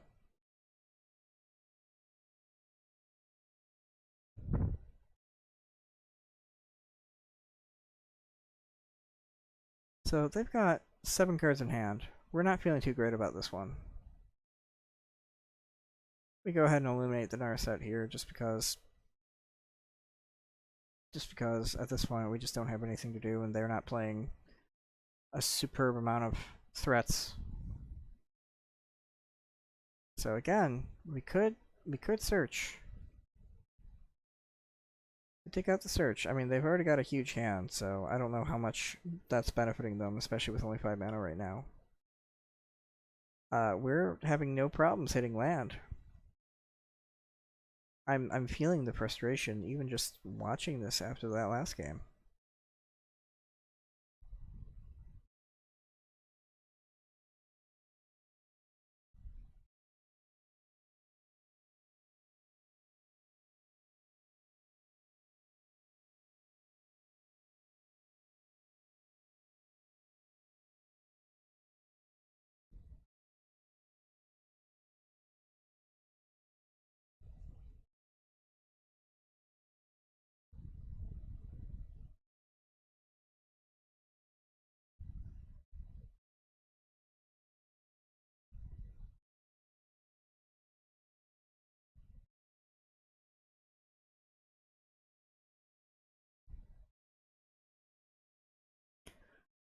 So they play the Niv, at which point I'm thankful that I've got so much removal in my hand. But I mean, they've got me in card advantage. That mull to 5 plus everything they've got. So about here is where I'm reminiscing when I popped that world tree against my last Izzet opponent. And way back in round 4, unrecorded. You're gonna have to take my word for that one.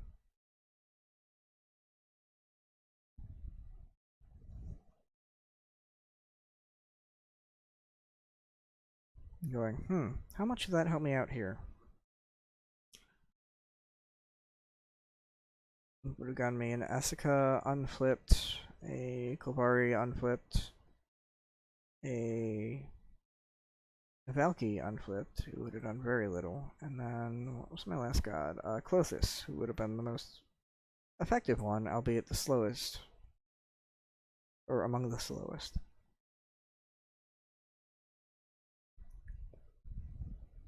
So, hello Ral, my favorite version of him. Is it my favorite version? Now I need to check. So, land number 10.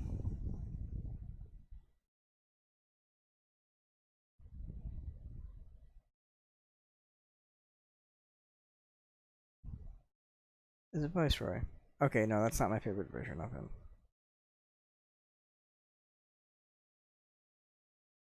And my favorite version of him is the original one. Yeah. Okay, well, I had his original version in my head when I was looking at him. But, I mean, I'm at the point, you got a hand this big. I'm gonna Swift End your Ral just to see if I can't get that counter spell out of there, and then if you have another one, it's pretty much over anyway. Finale's got no targets.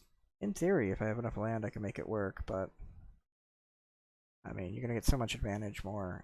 There's just too much advantage. Yep. Look at that, there's even a creature. I could finale that, but it doesn't get me anything beyond just removal. After they've ultimated Ral, probably just counter it, deal some damage to me, draw some cards. It was not looking good. So that was my second loss of the event, which meant the final round had to be a do or die scenario to have a chance at top 8. So, fire it up. And of course, being the last round, I had to restart my arena. I restarted it multiple times, but this is the one where I hit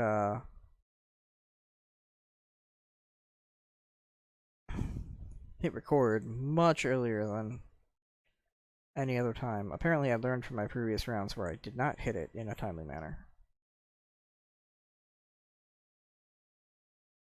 So here, got no green. Not much on the early front either. So here we've got a decent enough hand. We'll throw away the later gameplay. It's one of our land, but it's not essential since we've got white through other means. We've got some early game plays going. They duress me though, and they say, hey, I heard you like discard spells. So here's mine, taking yours, so that you don't discard me.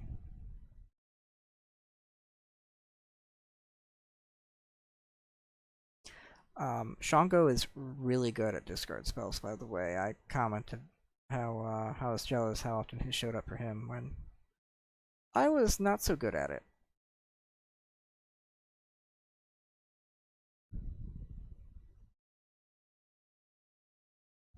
So he shows me Fauna Shaman.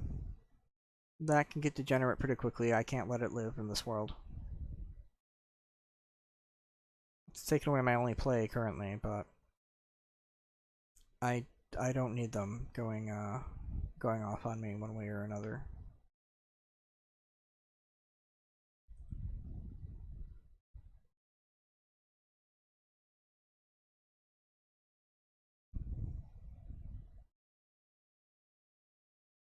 Maybe if I move the mic and make a lot of noise, I won't be breathing into it and it won't be picking it up as much.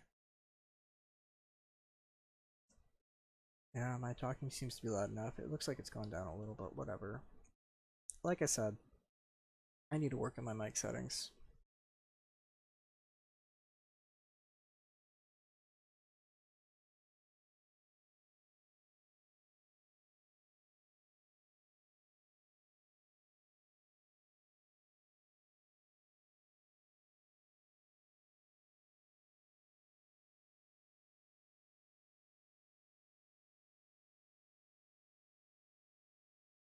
Or maybe I just need to get a stationary mic that is totally irrelevant to this game. They're tutoring.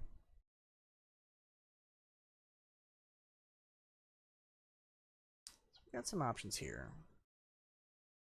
Since I got that Kaya now as a removal option, I'm feeling a little more liberal about that Death Sprout, but I don't remember whether or not I gave him a turn to maybe see if they play something better before combat. Nah, opted against it. Like, I don't think that was the right play. I think I wanted to do it on their turn since it's an instant, but I've been playing against control a lot, so whatever. So here's where we have an interesting case where we have the Kaya is going on a suicide run. Still got to deal with the deer at some point, but one problem at a time. So Agonizing Remorse, it is super ineffective. My land drawing games from, or my land draws from last round are strong.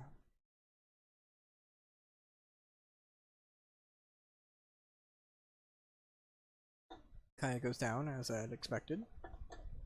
Look at that, I get it arrest. Look at that. It doesn't do much, but at least I know Choops is there. Not that I can do much with that knowledge.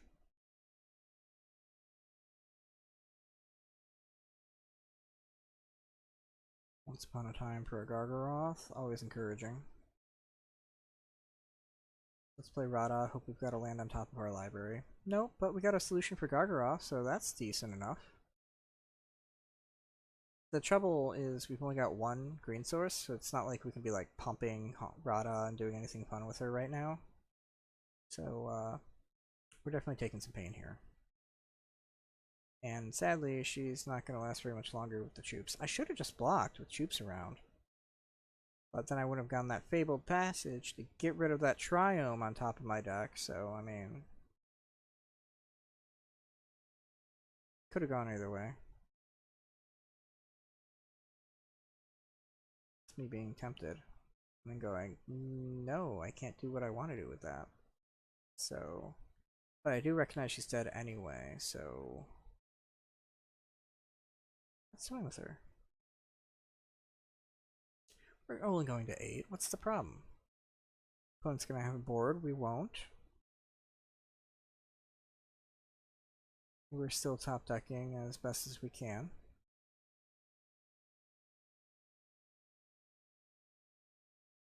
Opponent's pressure isn't that severe yet, though. So I mean, now that we've taken those two off the board, they need to find something good, and Llanowar Elves is not what we would qualify as good in that case. So we got Lair of the Hydra, land number 10.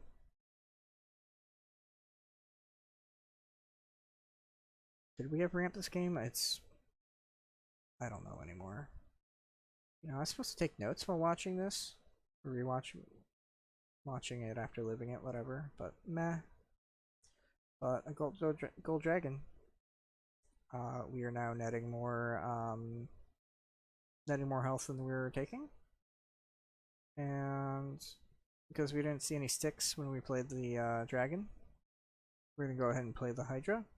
However, we're going to do what we didn't do in our testing against Sparky, may she rest in peace, and not tap the layer for mana to activate the Hydra. Makes it a little hard to swing that way.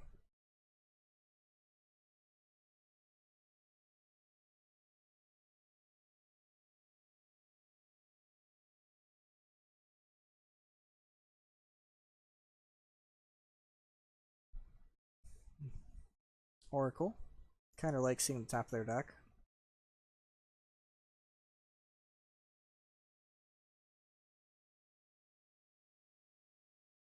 We're going to make a layer of the Hydra into something big enough that we can swing with it and still cast Lodestone.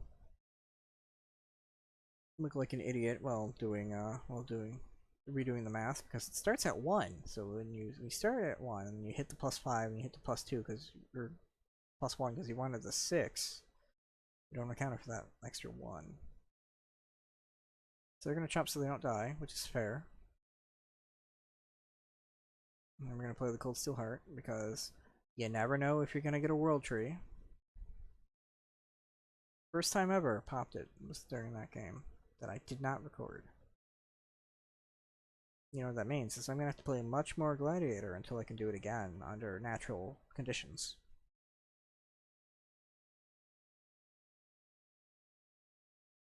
But when we're both mostly top decking, I mean, feels pretty decent to know our opponent's not drawing really hot right now. Not excited about the spider, but then Valumekis Lorehold comes into play and just says, I got you, bro. And then you've got to pick a card just because. And of course, he's going to find all the cards that don't really apply at this moment. And of course, there we go. That's how we figure out the interface. It's not every day that we just want to say no to Valumekis.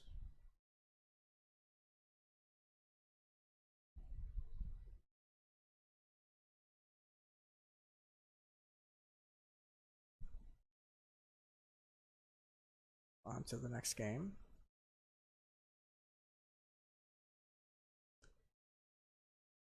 You like Tamio art.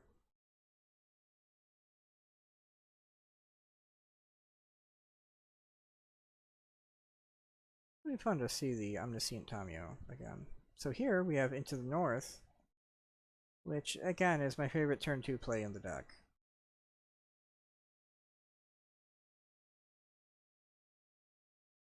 So here I'm rooting for my opponent to take a Mirius Call because it's late game play. Or to take Casualties because it's a late game play. But my opponent may be a lot of things, but he is no fool, and he recognizes my enthusiasm. Just feels it through the internet wires and goes, no, you can't have the one thing in your hand you can play that's relevant regardless of what I do.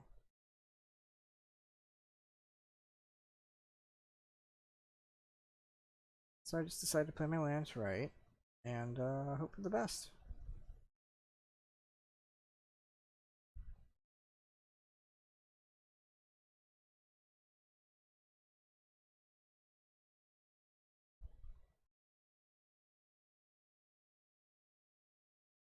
So they play Mind Stone, to which I respond, if I can't ramp, you can't either.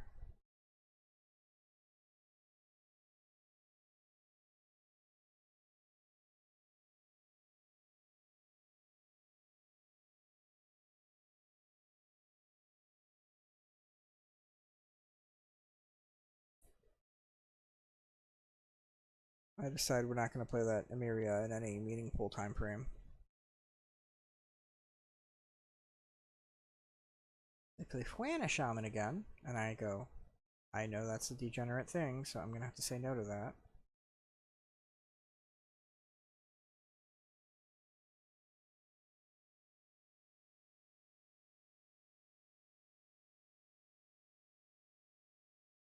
Remove it from the game. So now I got the Prophet. I know we're going to think about killing this one, but we really want that card draw. Because we don't have anything to end our game with either, and we need to find another green source if we're gonna get what's its face going? Casualties. So we decided to opt for doing some pressure on our opponent. Yeah, doing the pressure. Also, so we can casualties next turn. They know about the casualties. We know they don't want the casualties. Yeah, playing the layer means we can do casualties. Remember how I said earlier my opponent was really good at drawing discard spells? Yep, that's certainly what they did. They did a good old discard. And now they're ramping. They are clearly having mana issues if you haven't caught on by now. So killing that Mind Stone was a very relevant play. And I think I should keep up that aggression.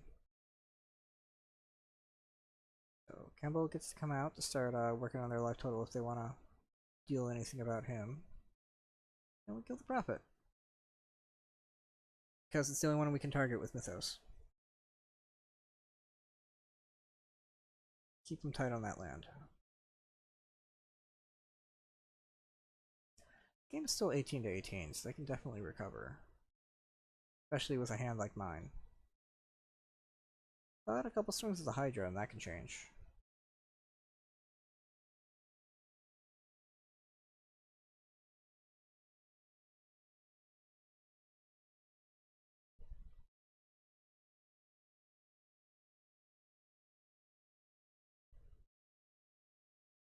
So they're tutoring. Like I did so long ago, they're probably tutoring for land. And by probably, I mean I know they are. I lived through it already.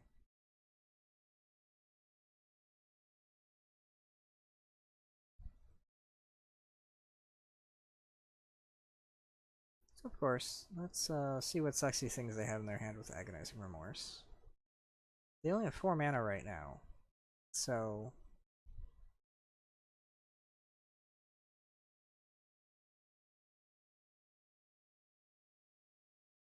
they have a nice stick here.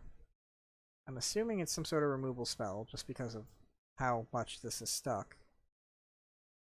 It's an Ass Blast. Surprisingly not going at Campbell, but then again, if that connects, the Hydra connects after, you know, it's grown big enough. I mean, anyway. Here I automatically go for blue again, without even giving it a thought. I mean, I've only got the 1 green source, so... Well, I got Temple Guard in hand. Okay, fine. Okay, fine.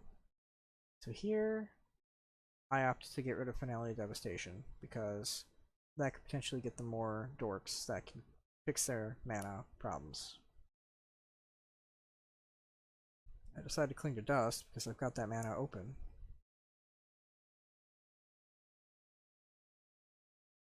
No real rhyme or reason to getting rid of their Demonic Tutor. But I do want to make sure to leave permanents in my graveyard if I can help it. For later retrieval with Abzan Ultimatum. Found an Explorer. I swing with Kimball and then I decide that I just need to get through my deck faster. It's worth the 2 life when I'm ahead. I know they've got their Carnage Tyrant, but that's at least 2 turns away.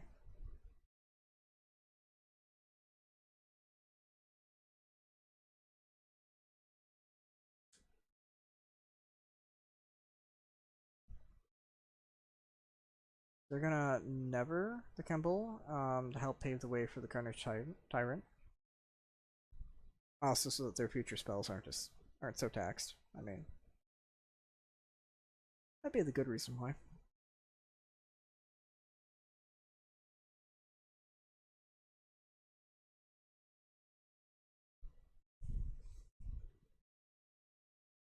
Gold Dragon comes back out.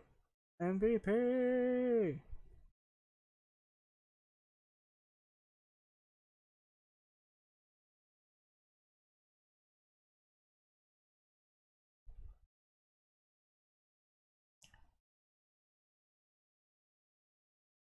Opponent did not draw.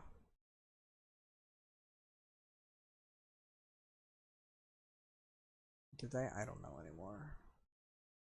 Yep. They didn't draw what they needed, so they got rid of my means of drawing more stuff. Oh yeah, here's a land. I'm gonna go ahead and poke you with the adult gold dragon. They have to deal with it, otherwise they're dead, so they deal with it. Paradise Druid is land number 6. Got a Solar Blaze. I know that Carnage Tyrant's coming, so I go ahead and just slap down the land. Make it seem like I'm screwed. Mostly, I didn't exactly click fast enough to indicate that I was completely out of plays. But make sure that Hexproof Monstrosity goes away. Got the Tome. As much as I like drawing now to just see if I've got a land on top, that's not when they've shown how well they can discard stuff. Oh, a Lily. Can't say no to her. She's gonna put this game in fairly short order. Tall order, whatever. I don't know. Forget sayings. It's almost 2:30 in the morning over here. Because, you know, I knew what I was getting into when I started this. But, by George, we're almost through. By George, we're almost through. The Sprout. And unless they have a trick, they're dead. Keep the good game, and go for the swing. And then with that, I had an official ending score of 6-2 match-wise. And I knew at the time, the first guy I lost to in round 5 was in first place, so that was leaving me feeling pretty decent on tiebreakers. But they weren't as good as I wanted them to be. When all was said and done, out of the 188 players that played, that's a term. Here's the top 16. There's only going to be one person who went 6-2 who got in, and it ended up being the person who was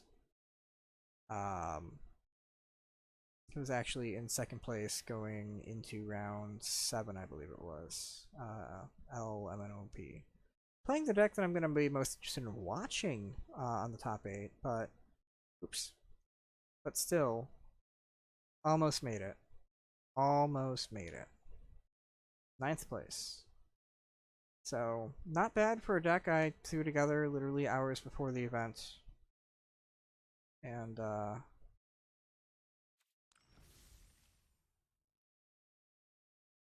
yeah, literally hours before the event with,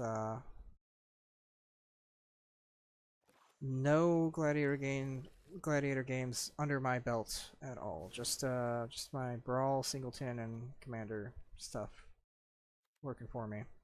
My final verdict on the deck is it's decent. I wouldn't mind keeping around my arsenal as, you know, just things to play with. I do want to work on it some more. I want to look at alternatives for Sisay for sure. Kethis might be another thing I want to look at a little bit. Like, sure, he makes things a little bit cheaper, but I mean, okay, he gets my turn 5s out on turn 4 potentially. That's not horrible. He's probably worth keeping around, but he's also a handful to manage at 3 mana. I might just want to try a straight up honest, normal Abzan version. See how that works. I certainly got the Wraths for it that aren't Solar Blaze. It does mean it would probably be enough to cut the Niv. Because at that point, he still has the potential to draw 3 cards. I don't know, maybe. I want to find room for thought distortion. My high end, the high end of my curve is already a little, high. I've got one of those oozy curves where you just grab the handle, that's the land, and you've got too much of a thick stock here, or barrel, whatever. Anyway. I'm just gonna throw that analogy out the window and go, hey, it's almost 2:30 again. So anyway, I want to get thought distortion, just because this deck does get rather gunked up when it's facing control, and that's something I can't deal with. I might want to look at maybe getting some other encounterable in the deck. Layer of the Hydra has got a lot of work to be cut out for it otherwise. Just I don't know how I feel about thought distortion in matches like aggro and stuff like that. So that's something to talk about. As far as to say alternatives go, Polychronos is an option. Given my reanimation stuff, I might just cut the Cling to Dust for it. It has its uses. I like the card draw, but the deck does need more creatures, so that's definitely an option. I definitely need to get the black-green Snowland in here somewhere because, again, it would have been nice to fetch it a couple points. If I can find room for Tainted Pact itself, I've got the mana that makes it work out well enough. I would like to try it out. I'm gonna resist the urge to put in the combo because it would be quote-unquote so easy to do. It wouldn't. In general, the mana could probably use another look over. I don't know how well balanced it is. Maybe it needs a little bit more black because we had some game. I mean, it's 4 colors. It's always going to be a little lot unreliable. It worked out better than I expected it to do. I'll be honest. I went into this tournament expecting to, expecting that I'd have a good time if I was in the top half. And instead, I'm, let's see, how is it called back in the day? First place at sucking, which is a joke. 9th place, definitely cool, especially for a deck that people thought was pretty interesting, different from what they were normally seeing. I had a good time with it. Otherwise, I wouldn't have just spent 3 hours watching myself play it again. I hope you had some fun in some of the games. I don't expect anybody to have watched all that, much less listen to my rambling, especially without my, especially with the way my microphone is right now. But I wanted to get this out there because I knew that if I sat and waited around on this footage until I had everything just right, it wasn't gonna happen. I don't know. Honestly, I'm hoping somebody else picks up this list and starts tuning it up, just because it's fun and all, but if I'm going to be playing more Gladiator, much less playing more Gladiator regularly, I'd like to explore some options before I just stick on one list and call it my deck. So I'll definitely take credit for founding it. I mean, it's just an alternative to mid-range and 4 colors. I don't know. I don't think it's special enough to call innovation or anything like that. I'm just rambling right now anyway. You know what? I had fun. I wanted some multicolor payoffs. I got some multicolor payoffs. I didn't get to resolve Tome as much as I wanted to. That's for bloody sure. That alone is worth playing the deck again. Also, I don't think I cast Paradise Druid at all. After going through all that footage and everything. Maybe once. Maybe. I don't know why that matters. And you know what? You know what matters is you. I hope you're doing alright. And until next time, take care.